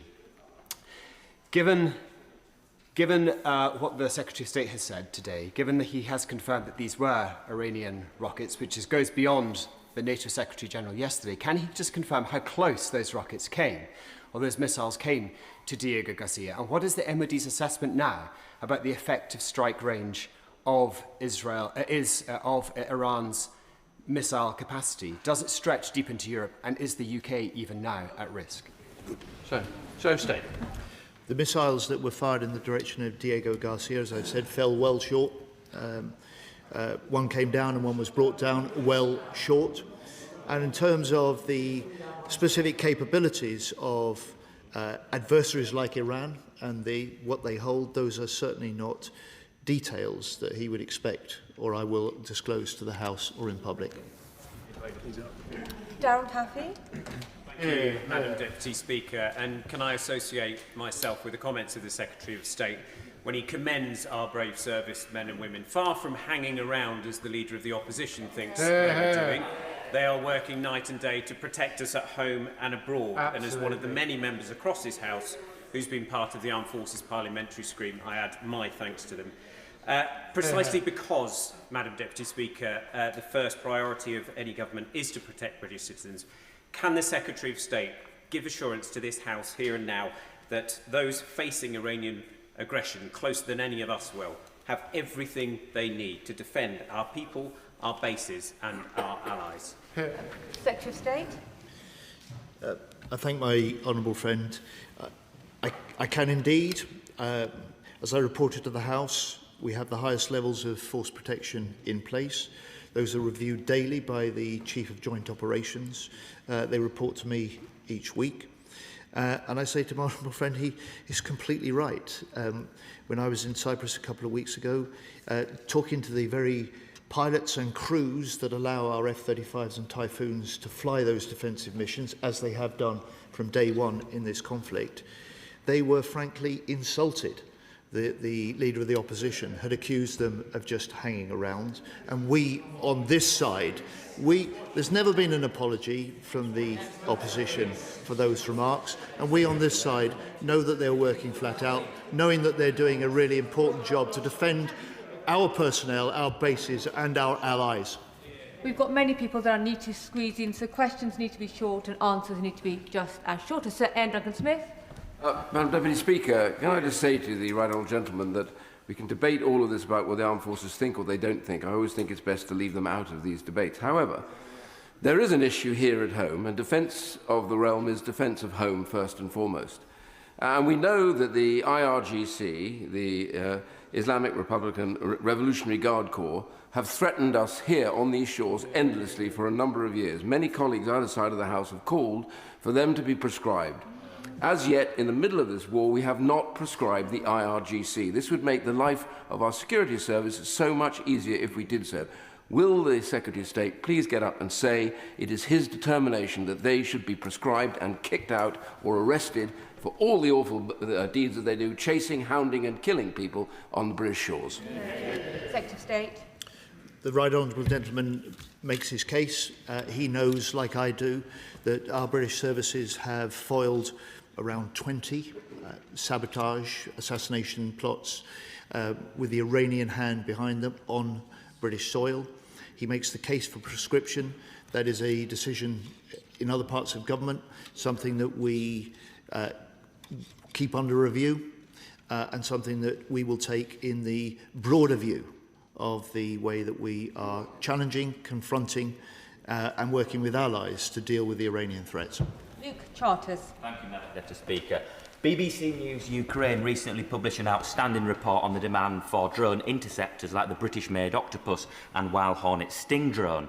So will the government update the House on what work they are doing to bolster UK and Ukrainian drone interceptor production so that these devices can be in the skies defending against Shahid drones that are threatening British interests and Gulf partners' interests alike? Secretary of State.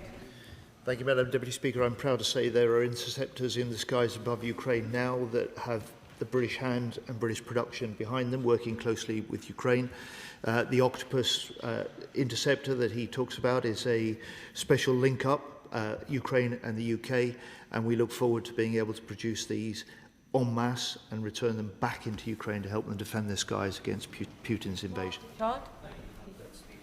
6 days ago, the UK government's security group rightly launched a leak inquiry into the leaking of very sensitive information from the National Security Council. Now, I don't expect the Defence Secretary to comment on an ongoing inquiry, but does he agree on these principles that, first of all, the very least our armed forces expect when they're being sent into harm's way is the political leadership of this country doesn't leak secret and top secret information.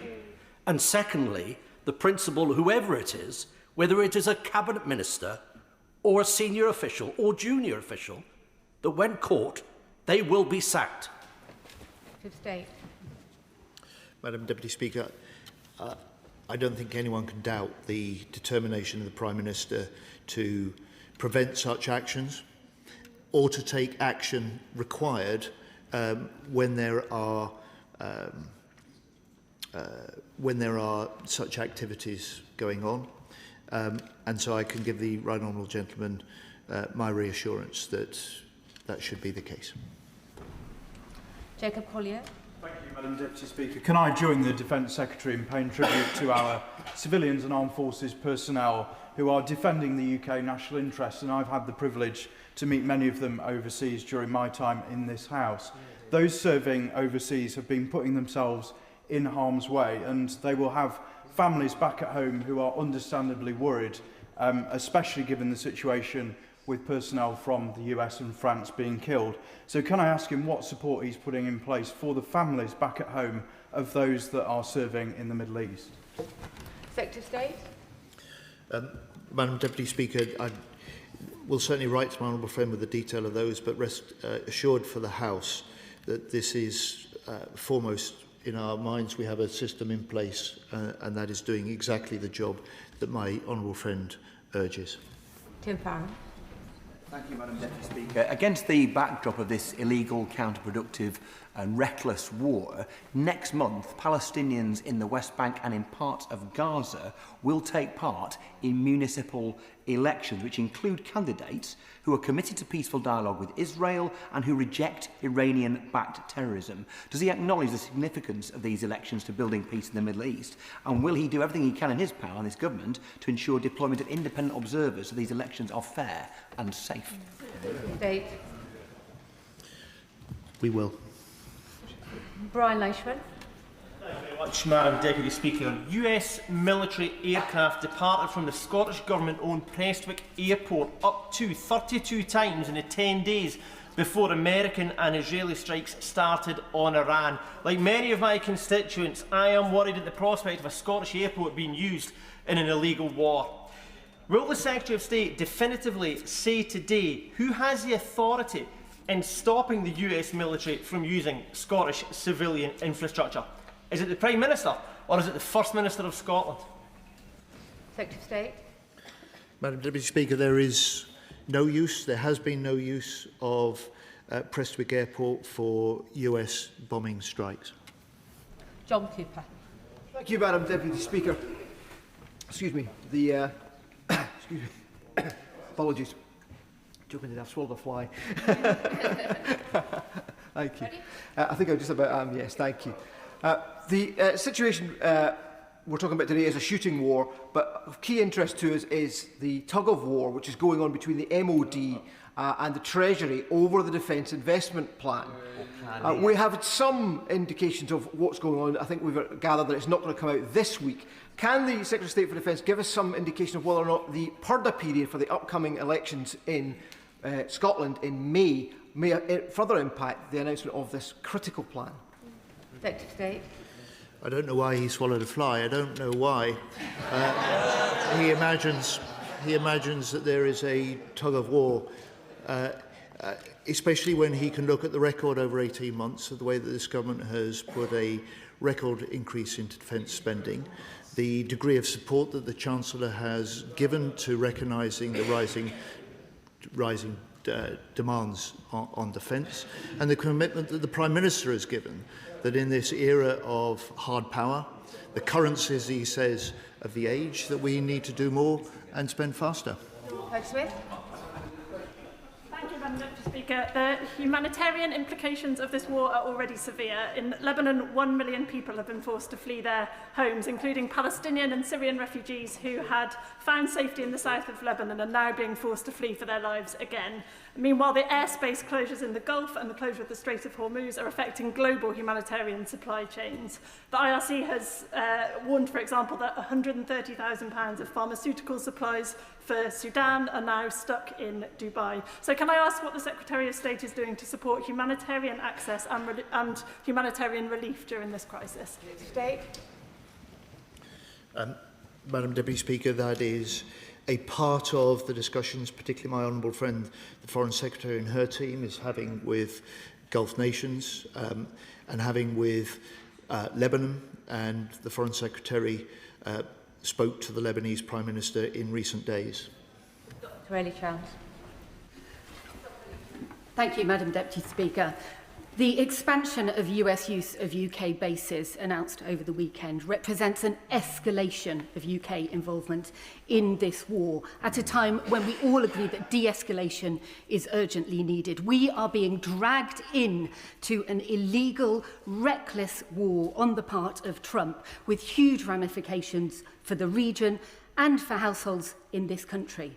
Now, last week, the Secretary of State said he'd only get involved if there was a viable collective plan. Where is that plan?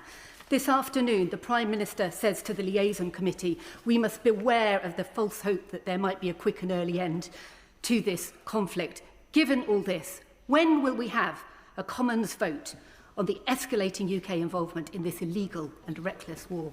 State. I reject almost everything the Honourable Lady has said. We will not get drawn into a wider war.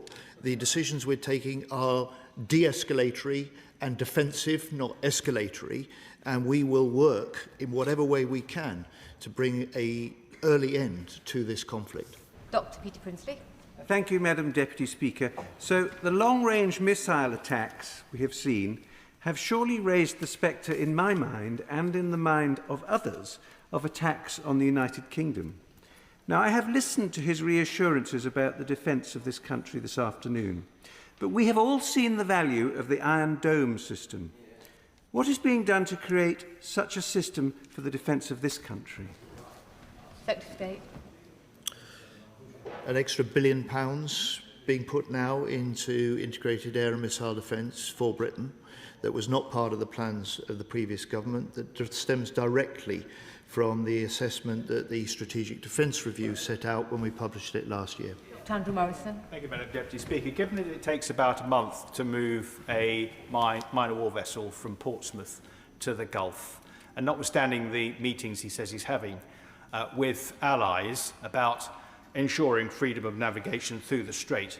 Would it be a good idea now to start shifting those mine hunters so that when he has the results of his discussions, which I hope will be a bit more than just hand-wringing, we will be in a position to genuinely do something in an area that we're actually really rather good at?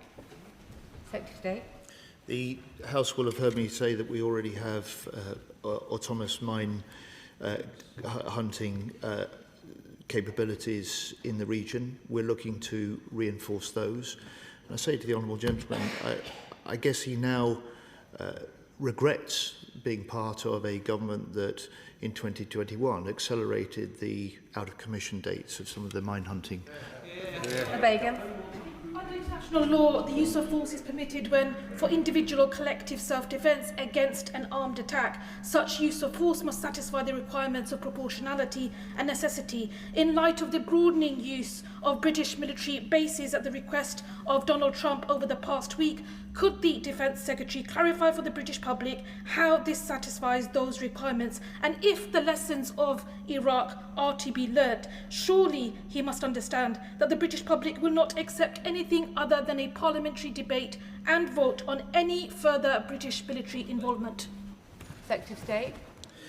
Can I reassure my honourable friend, as she invites me to do, that the permissions that we've given are for operations that are defensive, in the sense that they are directed only to those Iranian missile capabilities and capabilities that are being used to attack British interests and British allies, and our British shipping, including red ensign flagged vessels in the Strait of Hormuz. Sarah Ball. Now, much old ground has been gone over by the Secretary of State, but our service personnel live in the here and now, and the Defence Investment Plan is absolutely vital for their future, whether that's for them operating in the field or for their families in the upgrading of the housing, which we're discussing in the Armed Forces Bill Committee at this moment in time. Now, given he didn't answer the question from my honourable friend, can I ask, does working flat out mean that the DIP will be published in days, weeks or months? Secretary of State. Madam Deputy Speaker, working flat out means working flat out, and we're working flat out to finalise the Defence Investment Plan. George Fenton-Glynn. Thank you, Madam Deputy Speaker. Can I commend our current position of not being drawn further into the US and Israeli operation in Iran? Can the Secretary of State confirm to me that we will continue to avoid any escalation and only act in ways which are in defence of British personnel and interests? Secretary of State. I can indeed. My honourable friend is right. Look, our purpose is the defence of British personnel, our bases, our interests, but also our allies in the region. We will continue to make decisions and take action based on principles that are defensive, that are legal, and are in coordination with our allies. Greg Smith. Thank you, Madam Deputy Speaker. On top of the direct attacks by Iran, their principal proxy in the region, Hezbollah, continues to defy the Lebanese government by using Lebanon as a base to fire rockets into Israeli civilian populations. So can the Secretary of State let the House know what steps the Ministry of Defence is taking in conjunction with the Lebanese government to help them dismantle this absolute cancer that operates within Lebanon, and more importantly, the infrastructure built in Lebanon in recent years using British taxpayers' money is categorically not being used for any of those attacks? Secretary of State. The honourable gentleman is right to draw the House's attention to Lebanon. Like him, I'm gravely concerned about the conflict and the situation there. I strongly, like him, condemn the Hezbollah attacks on Israel. These must stop. But the forced displacement of 1 million people due to Israelis' operations is unacceptable. There must be now diplomatic action to prevent this conflict from widening, and the Foreign Secretary has, for that purpose, spoken recently to the Israeli Foreign Minister and also the Lebanese Prime Minister. Thank you, Madam Deputy Speaker. And I know the people of Harlow would want me to echo the Secretary of State's comments about our brave personnel and the work they do to keep us safe every single day. It strikes me, listening to his statement earlier, that it's hugely important that our bases, both here and abroad, are safe. So can the Secretary of State outline what he's doing to ensure the security of our bases is paramount, and that any organisation that seeks to break into our bases faces the full strength of the law. Secretary of State. I can indeed. I appreciate my honourable friend's concern. We're investing in more counter-drone, more CCTV. We're tightening up the base security arrangements. And my honourable friend, the Armed Forces Minister, has taken personal charge of this operation. Liz Saville-Roberts. Donald Trump may have paused his escalation of aggressive attacks, but we know that the conflict isn't over. And he said earlier that US access to British bases is restrained by the principle that such use is defensive only. The public has the right to know what safeguards exist. Could you tell the House what follow-up checks are in place to verify that this use is indeed defensive only? Secretary of State.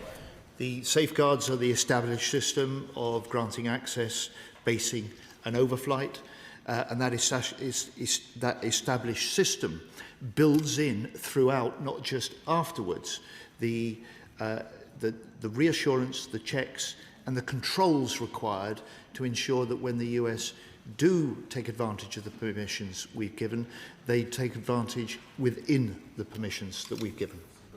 Ben Obstructing.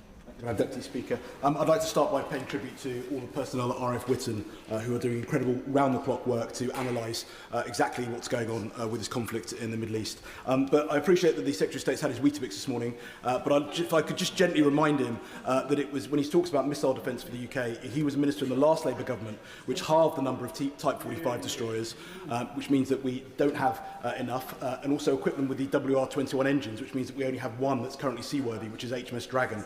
So if I could just remind him of that. But his colleague, the Security Minister, who's there on the front bench alongside him, informed me last week that the government was informed in advance of the attacks by the US and Israel on Iran. Could the Secretary of State confirm how far in advance the government was informed of these attacks? Was it hours, days or weeks? Deputy Speaker, that sort of data and information I'm not prepared to disclose, but I think the honourable gentleman should judge us by our actions. And well ahead of this war breaking out, we reinforced Britain's defences within the region. And on Dragon, we only have Dragon available in order to deploy to the Eastern Mediterranean because it was ordered by a Labour government, and throughout 14 years his previous governments didn't order a single new destroyer. Manuela Pascallo. Thank you, Madam Deputy Speaker. While the government has set out its military approach in some detail, there remains far less clarity on the diplomatic strategy that must eventually bring this conflict to an end. Can the Secretary of State set out what the UK is doing to get all sides back at the negotiating table, and in so doing, how will the government ensure that we are not simply following President Trump down a path that risks replacing one brutal regime with another, rather than securing democracy and freedom for the Iranian people? State. Madam Deputy Speaker, first and foremost, we are ensuring that we can protect British interests in the region. We're looking to protect our allies in the region, and everything we do is in coordination with our partners in the region. And I hope she takes some encouragement from the announcement that we were able to help coordinate and publish at the end of last week, signed now by 29 other nations, about the importance of opening the Strait of Hormuz. Does he have contacts at US Central Command which can give reassurance that there is a plan? Because the President's social media feed gives the opposite impression. And is Britain at war? Yes to the first, no to the second. Sammy Wilson.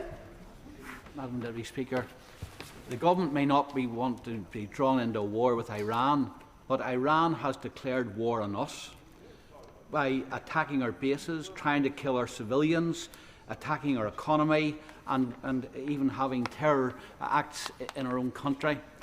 And we've found this weekend we actually rely on the US to protect our bases, and it required their defensive capability to do that.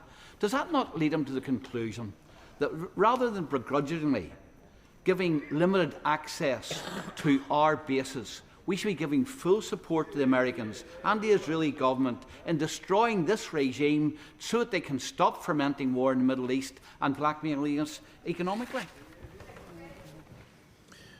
Madam Deputy Speaker, we have agreed to the requests that the US has put to us. We are working closely, as I've said, as one of our major principles in coordination with allies on defensive operations, including and especially with the US. Chris Coughlin. Mr. Speaker, I welcome President Trump's statement that apparently he is now in talks with Iran. Sadly and predictably, Iran appears to have achieved escalation dominance by closing the Strait of Hormuz. So what plans are the UK doing now for a post-conflict region where Iran retains the upper hand because it can dictate global energy prices and continue to threaten Gulf nations? We will work in exactly the way that the joint statement that we helped coordinate at the end of last week sets out, in order to de-escalate the conflict, coordinate with allies, and look for a point at which we can see the Strait of Hormuz reopened. Ayub Khan. Deputy Speaker, every legal analyst, credible legal analyst, will state that this attack on Iran by Israel and Iran was illegal. There was never an imminent threat. The Caroline Principles incorporated within the UN Charter were simply not engaged. Given that Trump now seeks to withdraw from this war, and given the disquiet in this House as to whether our base use is offensive or defensive in nature, will the Defence Secretary allow a parliamentary debate where members can vote on whether we should allow our bases to be used? And if not, why not? Madam Deputy Speaker, quite simply because the decisions that we have taken as a government have been for defensive purposes. They've been in coordination with allies. This House has plenty of opportunities, including for at least an hour and a half, almost an hour and a half today, to question and debate these matters. It's important that we do, and it's important that we continue to take the steps necessary to protect our people in the Middle East. Speaker, Secretary of State, why alone among our European allies is the UK facilitating Trump's illegal war by allowing the United States to use RAF bases to launch attacks which the government admitted last week they could not guarantee were not being used against civilian infrastructure in Iran? So in light of their complicity, has the government up-rated the risk assessment to the threats currently faced by the population of these islands? And finally, just what is it about illegal wars in the Middle East that the Labour Party seem unable to resist? Madam Deputy Speaker, almost last but not least, I reject almost every assertion he's made in his tripartite question.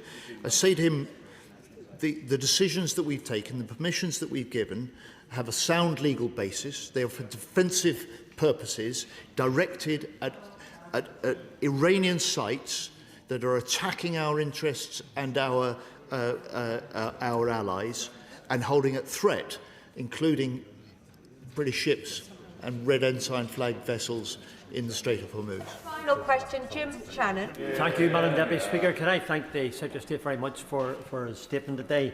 Whilst we welcome the progression of talks in the Middle East, the fact that our government has to learn the updates to the news cycle is beyond disappointment. The deterioration in the President of the United States and the Prime Minister here, their relationship, is particularly worrying. Will the Minister begin the rebuild process with our American allies and show the willingness to work in the best interest of this nation, and the attacks on Diego Garcia prove that this nation is under attack and this deserves decisive action? How will the Minister secure the right action to put us back in step with our American friends, regardless of any personality clashes that may take place? Thank you. We will always continue to work closely with the US. This is a deep military and security relationship that has seen the ups and downs in politics over many decades. That continues to be the case. The Prime Minister spoke with the President last night. That is the end of the statement on the Middle East. I'll give the front benches a moment to shuffle over.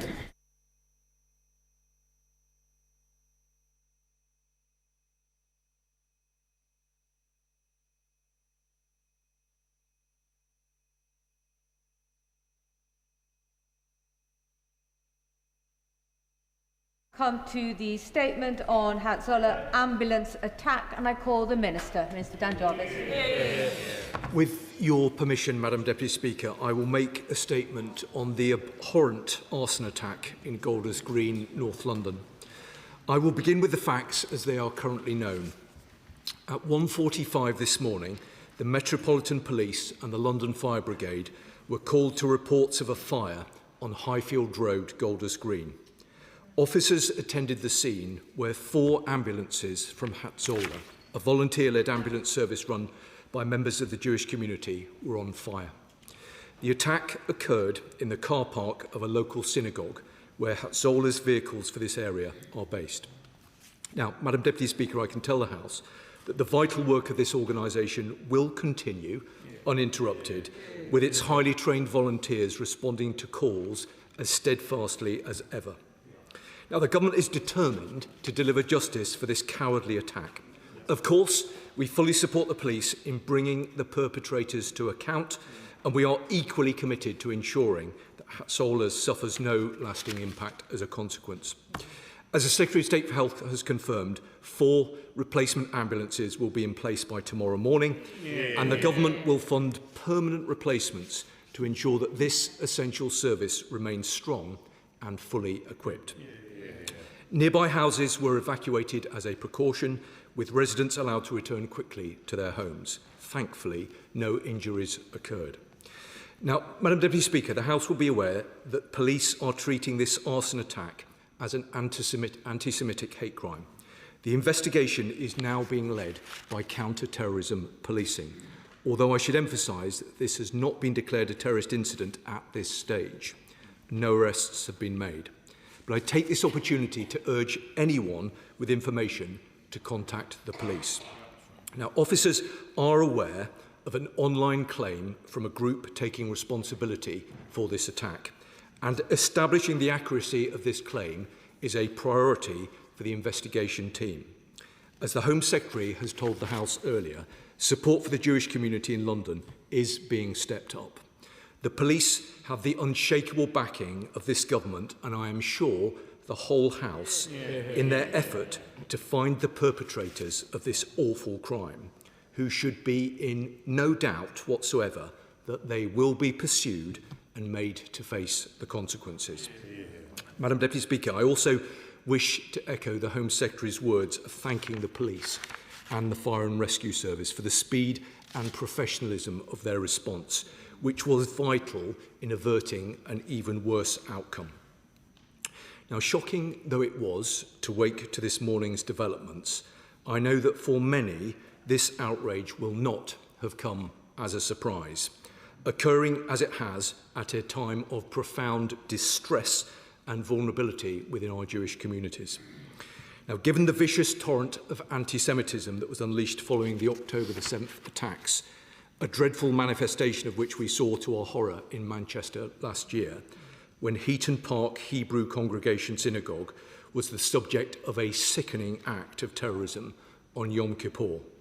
And today, as at that profoundly difficult moment, and as in the aftermath of the subsequent atrocity on Bondi Beach in Sydney, we declare once more that we stand with our Jewish friends, colleagues and neighbours, and with the oldest hatred on the rise, we assert our unwavering commitment to defeat it.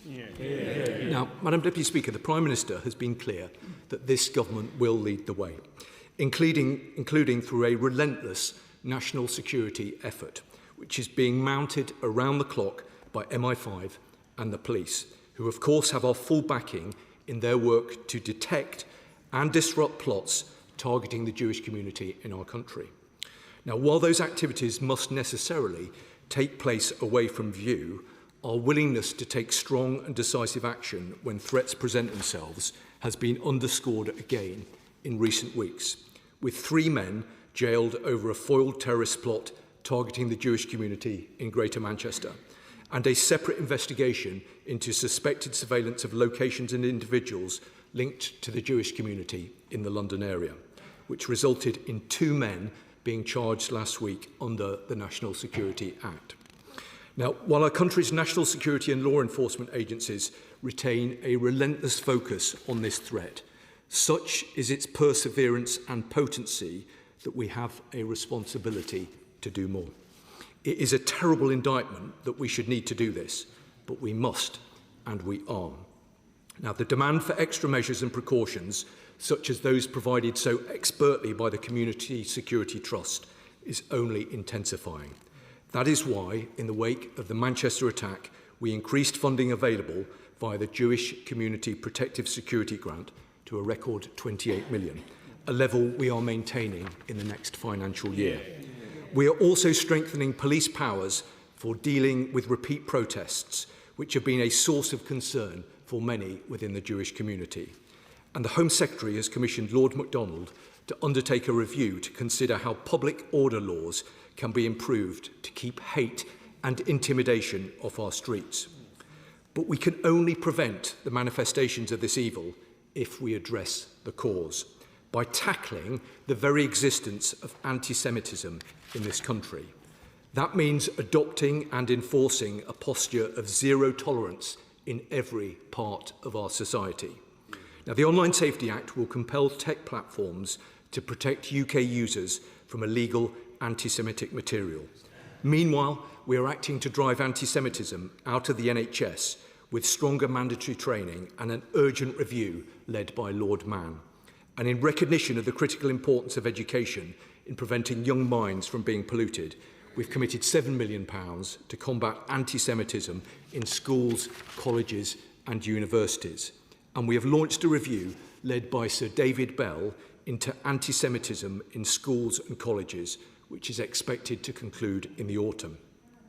We do all of this and more, Madam Deputy Speaker, because it is right, because it is our responsibility, and because, as the Home Secretary has repeatedly made clear, no one should have to live a smaller Jewish life in this country. Now, I will finish, Madam Deputy Speaker, by addressing our Jewish community directly. Whether you live here in London or in any part of the United Kingdom, please know that we stand with you. We are here for you, and we will do everything in our power to keep you and your family safe. Not just today, after this appalling incident, but every day. I commend this statement to the House. I call the Shadow Secretary of State, Chris Field. Thank you, Madam Deputy Speaker, and I thank the Minister, as always, for advance sight of his statement. This was a hideous anti-Semitic attack on a charity which provides ambulance services, not just for the Jewish community, but for the whole community. I saw that myself some months ago when I visited the Stamford Hill branch of Hatzola, and my colleague, the member for Castle Point, has been a great supporter of the Hatzola branch in her constituency. Let me start by thanking Hatzola and the emergency services for their response this morning. Anti-Semitic incidents are on the rise. The Jewish community has been targeted again and again, including by the Islamist murder at Heaton Park Synagogue last autumn. The Community Security Trust recorded the second highest ever number of anti-Semitic incidents last year. The truth is, the government must do a lot more to fight anti-Semitism. We've seen a recent anti-Semitic murder and a surge in anti-Semitism, but too little has been done, as this morning's outrage demonstrates. This morning, I visited the Hatzola branch in Golders Green together with my Right Honourable friend, the Shadow Foreign Secretary. I spoke to dozens of people this morning in Golders Green who are now living in fear, including a mother worried about sending her children to school. And anti-Semitism often goes hand in hand with Islamist extremism, a threat we know all too well. The murders on 7/7, 52 people, the murder of Sir David Amis, and the 22 victims of the Manchester Arena attack, all perpetrated by Islamist extremists. 75% of MI5's terrorism caseload relates to Islamist extremism. 94% of terrorist murders in the last 25 years were perpetrated by Islamists, and yet only 10% of the Prevent caseload is Islamist. So I ask the Minister again, as I've asked before, what is he going to do about that? In October, I asked the Home Secretary to use her powers under Section 3, subsection 5 of the Immigration Act 1971 to remove any foreign national who expresses extremist views, sympathy for violence or terrorism or anti-Semitism or any other religious hatred. She said that she can exercise that power where someone is, quote, not conducive to the public good. It's a wide-ranging power. She should use it. The Home Secretary said she was reviewing the use of the power and promised to update the House, but we have heard nothing since. And so I ask now the Security Minister to update the House on what the government are going to do with that power. And will he use those powers to deport the perpetrators of today's attack once they've been caught if they are not British citizens? Now, since Hamas's attack on October 7th, we have seen protesters marching on London streets openly calling for jihad and intifada. These are express calls for violence. We should no longer tolerate chants at these marches which encourage and endorse violence and which fuel anti-Semitism. They must simply not be allowed. We must do more to prevent anti-Semitic attacks happening in the first place. So will the Security Minister commit to authorising the use of intrusive surveillance powers, usually reserved for counter-terrorism or counter-state threats, to also be used to identify and prevent anti-Semitic attacks which are in the planning? And finally, Madam Deputy Speaker, since July 2024, 67,000 illegal immigrants have arrived here by small boat, a 45% increase on the period before. As I've said, the small boat crisis is not just a border crisis, but a national security crisis as well. How can we be sure these unvetted illegal migrants are not linked to terror groups or extremists, such as the small boat illegal migrant Mossas Al-Gassas, who had previously posted on social media brandishing a gun and spouting support for Hamas? If we are serious about protecting the public, we must leave the ECHR and remove all illegal immigrants within a week of their arrival. Mr. Speaker, warm words for the Jewish community alone are no longer enough. We need to take the tough actions that will actually make a difference, some of which I've alluded to this afternoon. The litmus test, Madam Deputy Speaker, is not the good intentions the Minister has expressed today. The litmus test is taking the tough, difficult actions that will actually eradicate anti-Semitism from this country. Thank you, Madam Deputy Speaker. Let me begin on what I hope is a point of consensus between the Shadow Home Secretary and myself. I think he will agree that any attack on the Jewish community isn't just an attack on the Jewish community. It's not just an attack on London. It is an attack on our whole country. And we send a very powerful message, I think, as a House of Commons if we stand together in saying that that is completely unacceptable. He referred, I think, slightly unfairly to warm words. These are not warm words. These are a statement of solidarity on behalf of government, and I hope on behalf of all of us in this place, to stand with the Jewish community at what is a very significant point of challenge for them, and we recognise that. And we give an absolute commitment to do everything that we possibly can and use every power that we have, and if there's a requirement for additional powers, we will make sure that we put those in place to keep that community safe. Now, the Right Honourable Gentleman mentioned the Community Security Trust. I do want to take the opportunity, and I know that he will join me in doing so, in paying tribute to the extraordinary dedication and work, not just of those who are employed by the CST, but the extraordinary volunteer team who I've seen, as other honourable members will have done, doing an extraordinary job under difficult circumstances. They are an inspiring organisation. I spoke to the Chief Executive this morning, and all of us I know in this place will want to do everything that we possibly can to support them. The Right Honourable Gentleman, he made a number of points, some of which I think were reasonable, some of which slightly less so. He did make, I think, an entirely valid point about the need to counter extremism in our country. These are measures that we are seeking to take. Again, I would never want to have this debate in a party political environment. We do need to clamp down on those who seek to bring hate to our country. And the Home Secretary is absolutely clear that she will use all of the powers that are available to her in order to do that. Now, the Home Secretary, I think, made a reasonable point about prevent referrals, and he's flagged it with me previously. This is not something that is new to this particular government. It goes back under the previous government, and we are looking very carefully at what we can do to ensure that there is much less of a mismatch in the way that he described, and I give him an assurance that we're looking very closely at that. He also referenced the concern that I know lots of honourable members will have about protest activity that has taken place in recent time. And that is precisely why the Home Secretary has commissioned Lord MacDonald to look at this issue, and we expect him to make recommendations as soon as he's practically able to. Catherine West. Thank you very much, Madam Deputy Speaker, and could I thank also the Minister sat beside the Minister for Security for her urgent action today, and also my colleague who I know will speak shortly from the other side of Barnet, with 4 Barnet MPs very, very upset and worried about what happened early this morning. And I just wanted to put on record huge thanks to all of the partners who have jumped into action with a Gold Group, the Mayor of London, the police, the borough authorities. Everybody is sending out huge messages of support. And it is with great gratitude that we have now a very strong security message that this will be investigated fully and no stone will be unturned so that we can find the perpetrators of this alleged incident. Thank you, Madam Deputy Speaker. Well, Madam Deputy Speaker, I'm very grateful to her and to other colleagues for the work that they have done. I think it is moments like this where we do see the very worst of our country, but we also see the best in terms of those brave men and women in the police, in our intelligence services and in the Fire and Rescue Service in stepping forward to do everything that they can to support.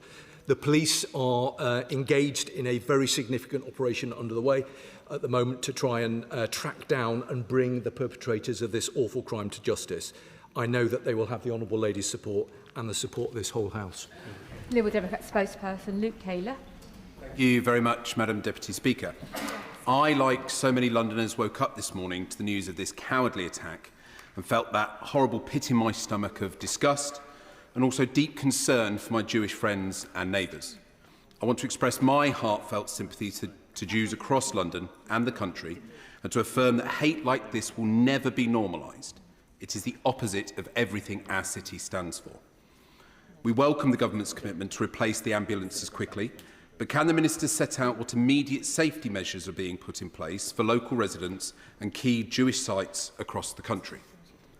I'd also like to reiterate that our efforts in this place must be not just on responding after the fact, but making meaningful interventions beforehand to stop distressing crimes like this happening in the first place.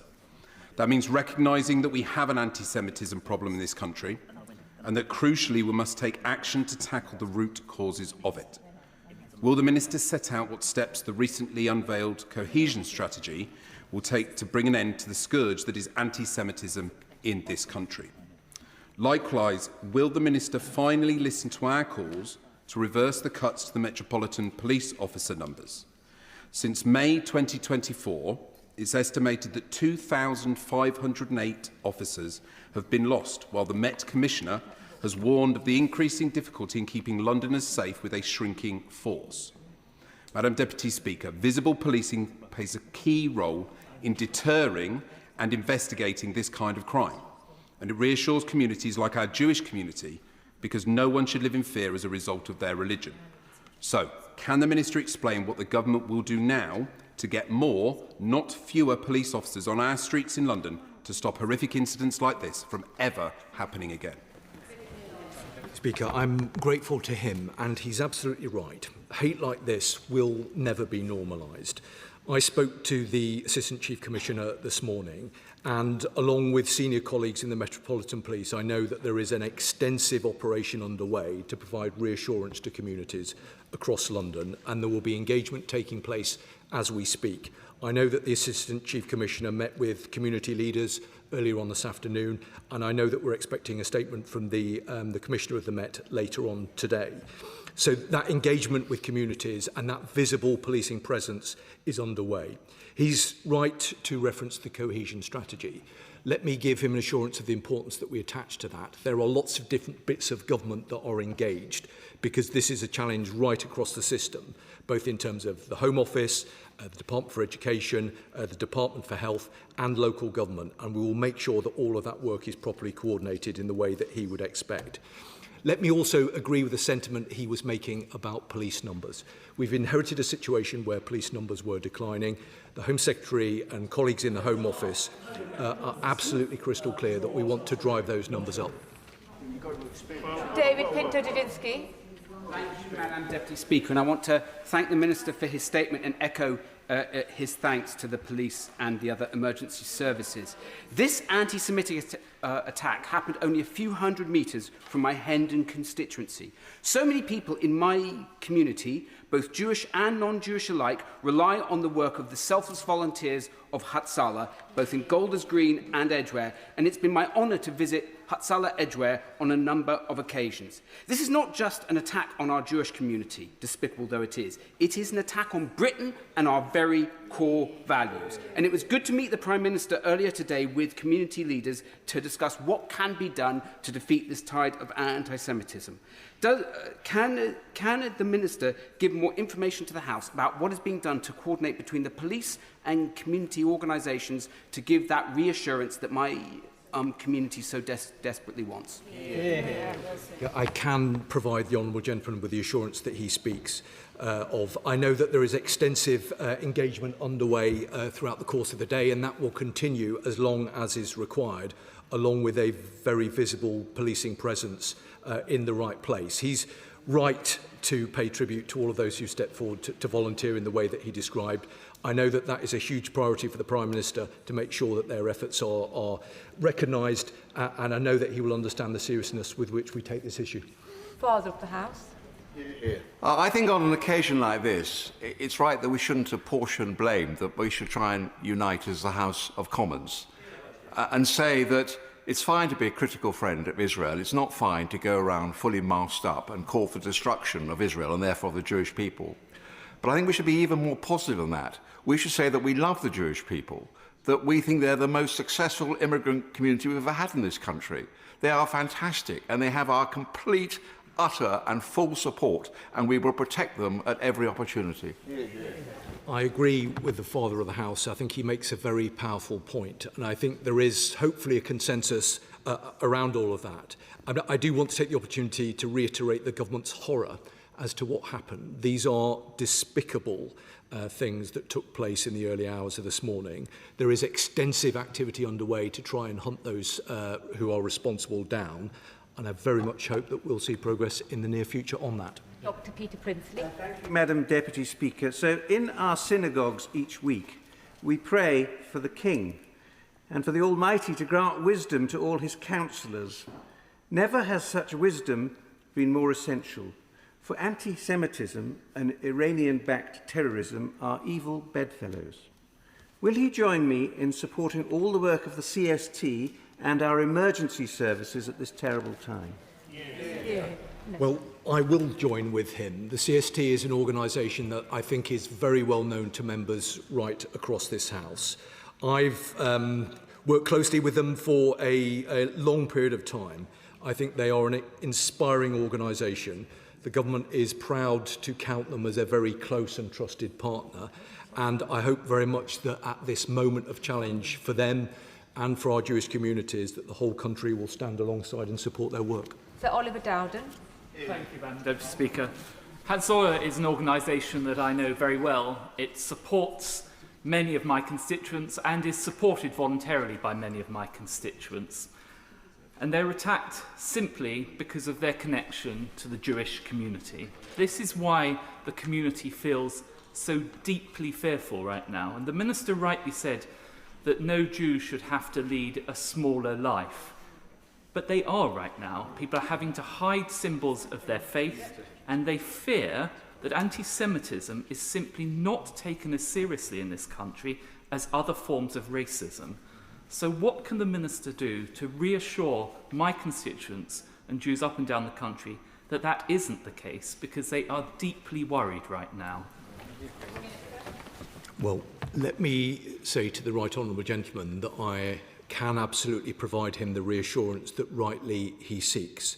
I hope he will have seen the response earlier from the Prime Minister. I hope he will have seen the response from the Home Secretary. I hope he understands the seriousness with which this government take these issues.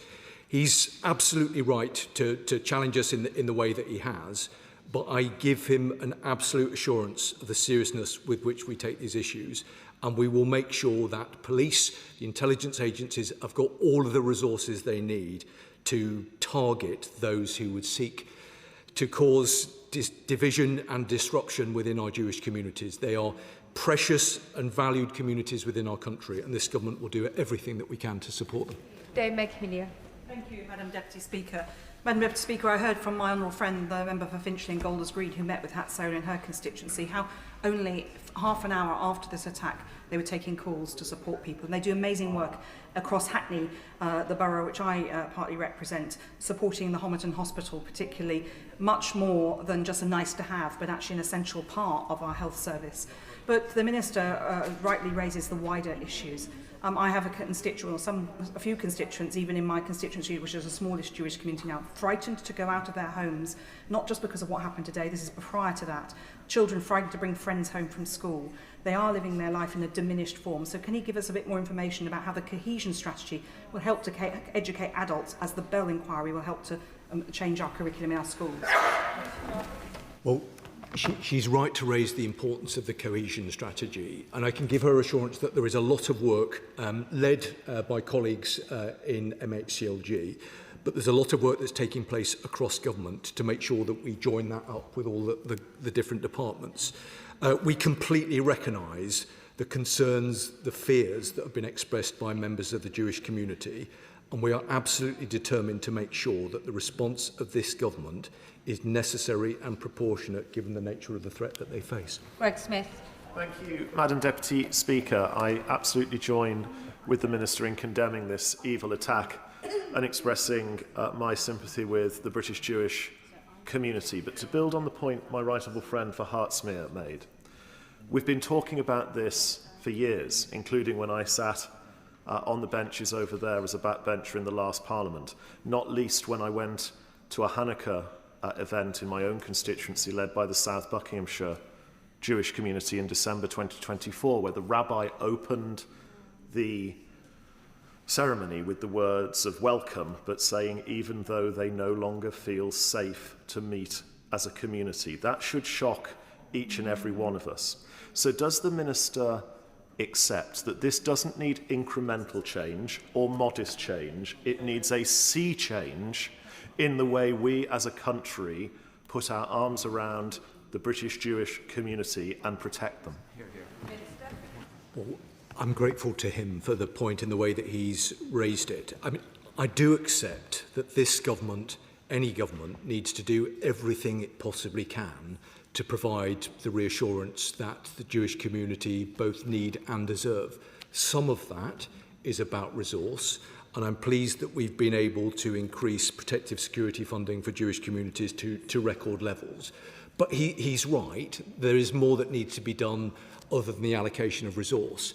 And that is why across government there is a range of different activities underway to try and respond to this particular threat. But I think all of us have a responsibility to be led by the government to make sure that we are crystal clear about our opposition to this activity, and that we will always do everything that we can to stand against anti-Semitism wherever it raises its ugly head. Chris Vance. Thank you, Madam Deputy Speaker. Can I join the Minister in condemning these abhorrent attacks that we saw in Golders Green this morning? I want to pay tribute to Rabbi Irit Shalor, who is the rabbi in charge or that supports Harlow Jewish community. And can I pay tribute to the work she does, not only supporting that community, but supporting the wider community of Harlow. That Jewish community will rightly be concerned after the events of this morning. So what reassurance can the Minister give Harlow Jewish community that he and his government will do whatever they can to keep the Jewish community safe? Yeah. Well, I can give him the reassurances that he seeks, and hopefully the words that I've spoken will provide reassurance to those in his community, how seriously that the government takes these kind of threats. But I think it's also important to say that this has to involve a range of different organisations, and that's precisely in my earlier remarks why I detailed the work that's taking place in academia, in the NHS, in local government, to ensure that wherever there are challenges in this regard, that our response is joined up, properly resourced, and we are clear, not just across government, but across our society, that this kind of anti-Semitic behaviour is not acceptable. Mark Pritchard.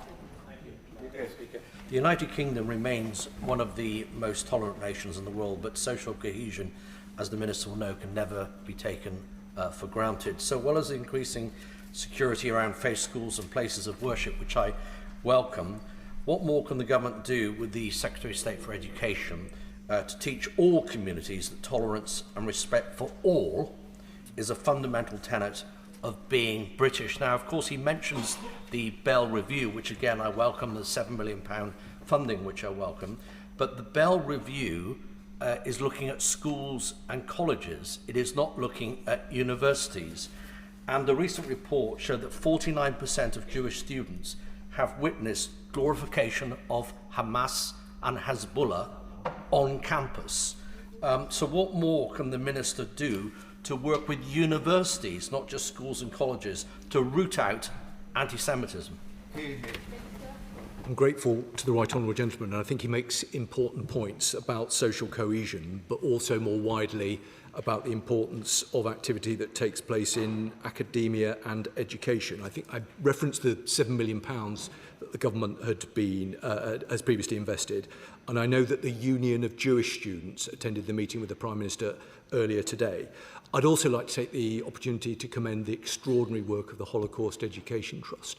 It's an organisation that many members will know and will have worked closely with. They do incredible work. I think the Right Honourable Gentleman makes important points, and let me reflect on them further. Davey. Madam Deputy Speaker, I wish to put on record, alongside many inside this House and outside this House, that I condemn the attack on the Jewish-run ambulance service in Golders Green.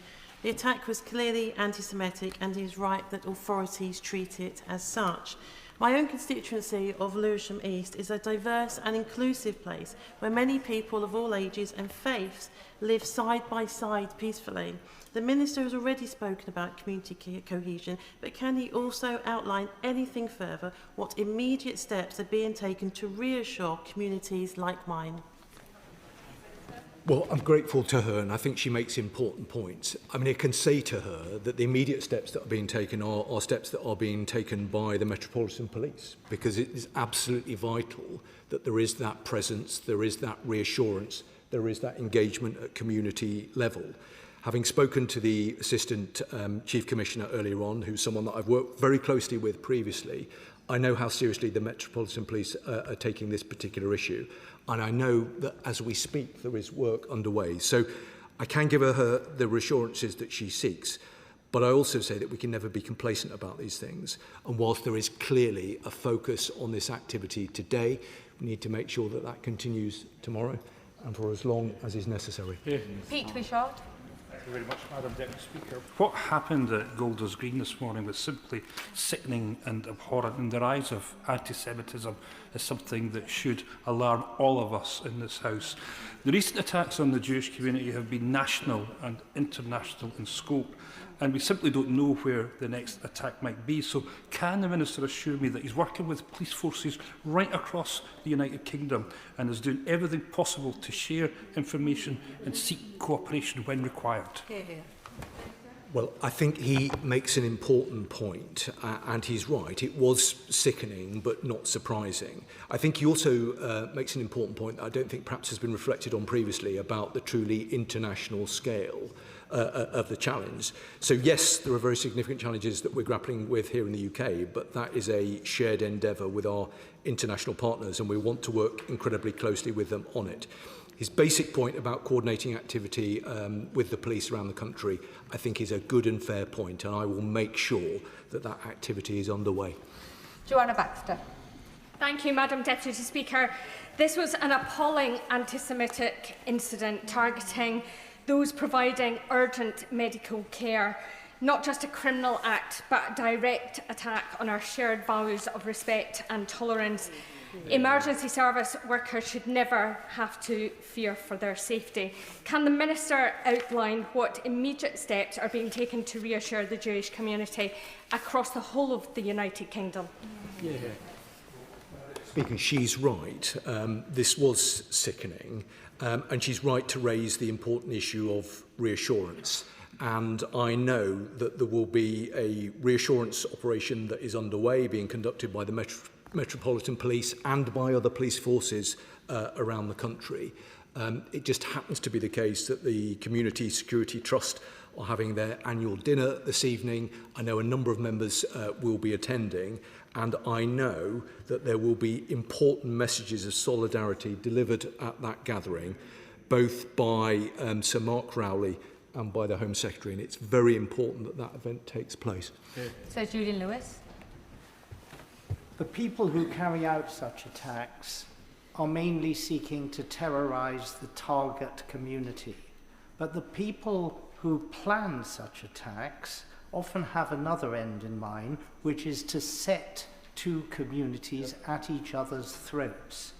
So, without revealing anything one shouldn't about the techniques of the security service, can we spare a moment to pay tribute to those members of the Muslim community who go undercover very bravely to infiltrate plots of this sort, who are briefly seen in court, often under an assumed name when convictions are assured, and who, without whose work, many more of these plots would succeed than is actually the case.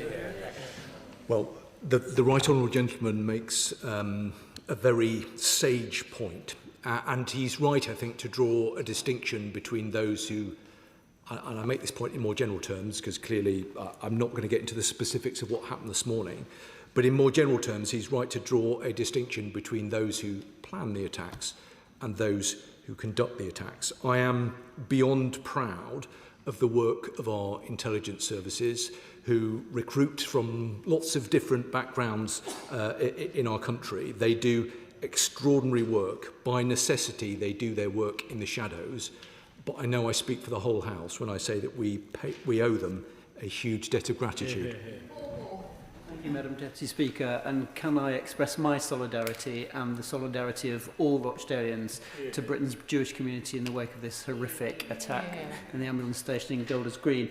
But whenever such an anti-Semitic outrage has occurred, my Muslim constituents stress to me repeatedly this is not done in their name, and I want to make that absolutely clear.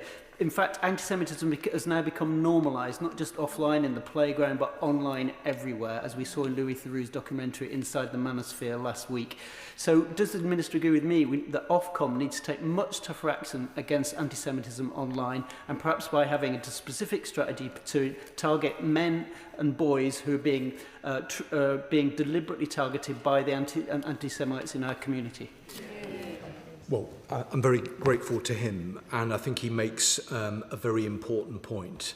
I can give him an assurance that through the Defending Democracy Task Force, we work very closely across government and with law enforcement and look very closely at the work of Ofcom. He will know that the lead government department with responsibility is DCIT, but they sit as a key member of the task force, and we will want to assure ourselves that all of the powers are being used in an appropriate way, and if not, we want to ask why not. Thank you, Madam Deputy Speaker. Does the Minister agree with members of the Jewish community who think the hate marches increase the risk of anti-Semitic attacks? And if it does, will he ban them? The Home Secretary has just banned a hate march. Rand. Thank you, Madam Deputy Speaker, and I share the Minister's disgust at the horrific arson attack today, which will further worry the Jewish community and all decent-minded people in Altrincham and Sale West and across our country. He rightly spoke of the importance of strong and decisive action to tackle the torrent of anti-Semitism. So can he tell the House when we will see concrete implementation milestones for the government's Protecting What Matters action plan? Well, what I can say to him is that these are issues that are an urgent priority for the government. He will know that the lead department is MHCLG, but we work very closely with all government departments to ensure that our response is proportionate and in line with the nature of the threat. Whilst people's minds understandably have been focused by what has occurred this morning, I can give him an absolute assurance that we are on these matters 7 days a week and working across government to ensure that we keep the public safe. Jack Rankin. Thank you, Madam Deputy Speaker. These despicable attacks have been claimed by Harakat al-Sab al-Yamina al-Islamiyah, a group assessed by analysts to be an Iranian proxy linked to the IRGC and Hezbollah. Emma Schubert of the Henry Jackson Society has warned this reflects a pattern of coordinated attacks on Jews across Europe. Does the government share this assessment, and if so, when is the government going to finally prescribe the IRGC? The best time to do that had been 10 years ago. The second best time is now. I know that he will understand that given that there is a live counter-terrorism police operation underway, it would not be appropriate for me to speculate about the linkage of this activity with other activities that have taken place on continental Europe. I hear his point about the prescription of the IRGC. I hope that he will understand that the government commissioned Jonathan Hall to look at the issue of our terrorism legislation. Mr Hall has made a series of recommendations, the essence of which is that we need new legislation in order to be able to prescribe state-backed entities, and the government intends to bring forward that legislation as soon as we possibly can. Samuel Wilson. Madam Deputy Speaker, we shouldn't be surprised at the attacks which happened in Golders Green last evening, because after all, we have been promoting this anti-Semitism in various ways across the United Kingdom.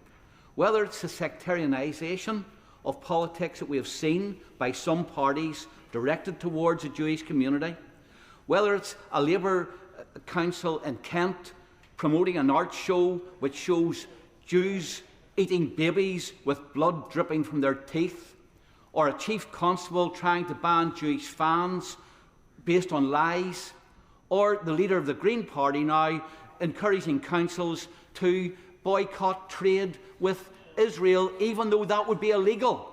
Does that not set the atmosphere that Jewish people are a target because Jewish people in some way are doing things that are evil and wrong? Well, I don't think anybody was surprised by what happened this morning, but it's the absolute requirement of government to make sure that our response is proportionate given the nature of the threat. And I think ultimately all individuals and all organisations have a responsibility for their own conduct. And some of the points that he makes, I think, are not unreasonable. There has been, in my view, an unacceptable climate in recent times where certain sections of certain organisations have thought that it is almost acceptable to allow this kind of anti-Semitic hate. That is not the view of this government. The view of this government is that it's completely unacceptable, and that is why we are organising to make sure that we've got the resources marshalled in the right place at the right time to give our Jewish communities the reassurance that they absolutely need and deserve. This was a horrific attack on the Jewish community, but whilst Jewish communities experience disproportionately high levels of anti-Semitic incidents, offences targeting Jewish victims are statistically far less likely to result in a prosecution. So does the Minister accept the Jewish community does not trust that the law will work to protect them, and what further assurances can he provide to them at this difficult time? I completely understand that many members of the Jewish community are living their lives under the threat of the kind of activities that we saw this morning. But I hope that nobody here thinks that that is remotely acceptable. And that is why we all have a responsibility to redouble our efforts and to make sure not only are we seeking to provide that reassurance, but more practically, we're putting in place the right laws, the right powers, and making sure that we've got the right resource to take on that threat. If you're ready, Liz Savile-Roberts. Diolch yn fawr iawn i'r Prylefarydd, and of course my thoughts are with the Jewish community in North London. There is something particularly abhorrent about the destruction of ambulances here, and actions motivated by extreme hatred must be condemned. No one anywhere should be made to feel at risk because of their race or their religion. So there is a question here: how are risks to the wider Jewish community, particularly those communities that are perhaps scattered, or individual families, or even individuals, being assessed? This, of course, is relevant to Wales, being assessed at present because so many people feel at risk. Well, I completely agree with her. It's beyond abhorrent that anyone would seek to target ambulances providing extremely important, valuable public service in the way that we've seen this morning. But she's also right to make the wider point about ensuring that no communities are left behind. And whilst the attack this morning has taken place in London, as I mentioned in my earlier remarks, we saw a terrible terrorist attack take place in Greater Manchester last October. So wherever we have Jewish communities in our country, we need to make sure that with the police and with the range of other organisations are providing the support that is obviously now required. Thank you, Madam Deputy Speaker. In a previous incarnation, I was fortunate enough to be a parliamentary candidate in Hackney, and I was invited to go and meet the Hatzola in Stamford Hill, and I was blown away by the incredible work that they do. The fact that they're integrated into London Ambulance Service and provide such a vital community resource is extremely commendable, and I would like to pay tribute to them first of all. I'm conscious that emergency workers are incredibly vulnerable at the best of times, and given that Hatzola is obviously liveried, clearly marked as effectively Jewish, what steps is he taking to mitigate the additional vulnerabilities of the Hatzola crews going forwards to make sure that they aren't targeted in any sort of type of copycat attacks? Well, I'm grateful to him for his remarks about Hatzola and the important work that they do. I think he's made a good point about whether there is more that we can do to provide support and reassurance to emergency workers engaged in quite literally life-saving activity. I know he will understand that this is an incident that only took place a number of hours ago, so we're dealing with the immediate response to it. But I think he has made a good point, and I give him a commitment that I will look carefully at it. Thank you, Madam Deputy Speaker. Can I welcome the additional support this government is providing to our Jewish community? I know as a Muslim, how reassured the Muslim community was following arson attacks at a mosque. But one of the biggest problems I see is on social media, especially on X, with extreme anti-Semitic remarks around this particular incident. What we know is that this voluntary ambulance service wasn't just serving the Jewish community, but all communities. And this abhorrent and callous act, the perpetrators must be apprehended. Does the Minister agree that it's not just apprehension, but the expediency of that apprehension as to send a deterrence that if you attack any community member or any community asset, it's an attack on every single person in this country? Well, I'm very grateful to him for his remarks, which I know will be appreciated in the Jewish community. I think he's right to raise the considerable concerns that exist in every corner of this House about the threat that exists online. I hope he sees that we take that incredibly seriously. There's a lot of work underway, led by the Defending Democracy Task Force, and he will know that we've commissioned Philip Rycroft to conduct a review into this area. The Online Safety Act will provide some protections, but the government has been crystal clear. If they are not sufficient, we will need to do more. Dr. Andrew Morris. Thank you, Madam Deputy Speaker. The Minister, among the many reviews he cited, mentioned Jonathan Hall's review, but it's getting a bit long in the tooth. Surely, given the events in North London and the Middle East this month, the reviews that he made should now be expedited, since there appears to be cross-party support for the concept that the IRGC should be prescribed. And can he say why it is that the Wagner Group, which is a state-linked entity, can be prescribed, but evidently the IRGC cannot be, even without changing the Terrorism Act? Well, I think the right honourable gentleman makes a good point. Jonathan Hall, who has done a lot of good work in this particular area, has made recommendations which the government have accepted.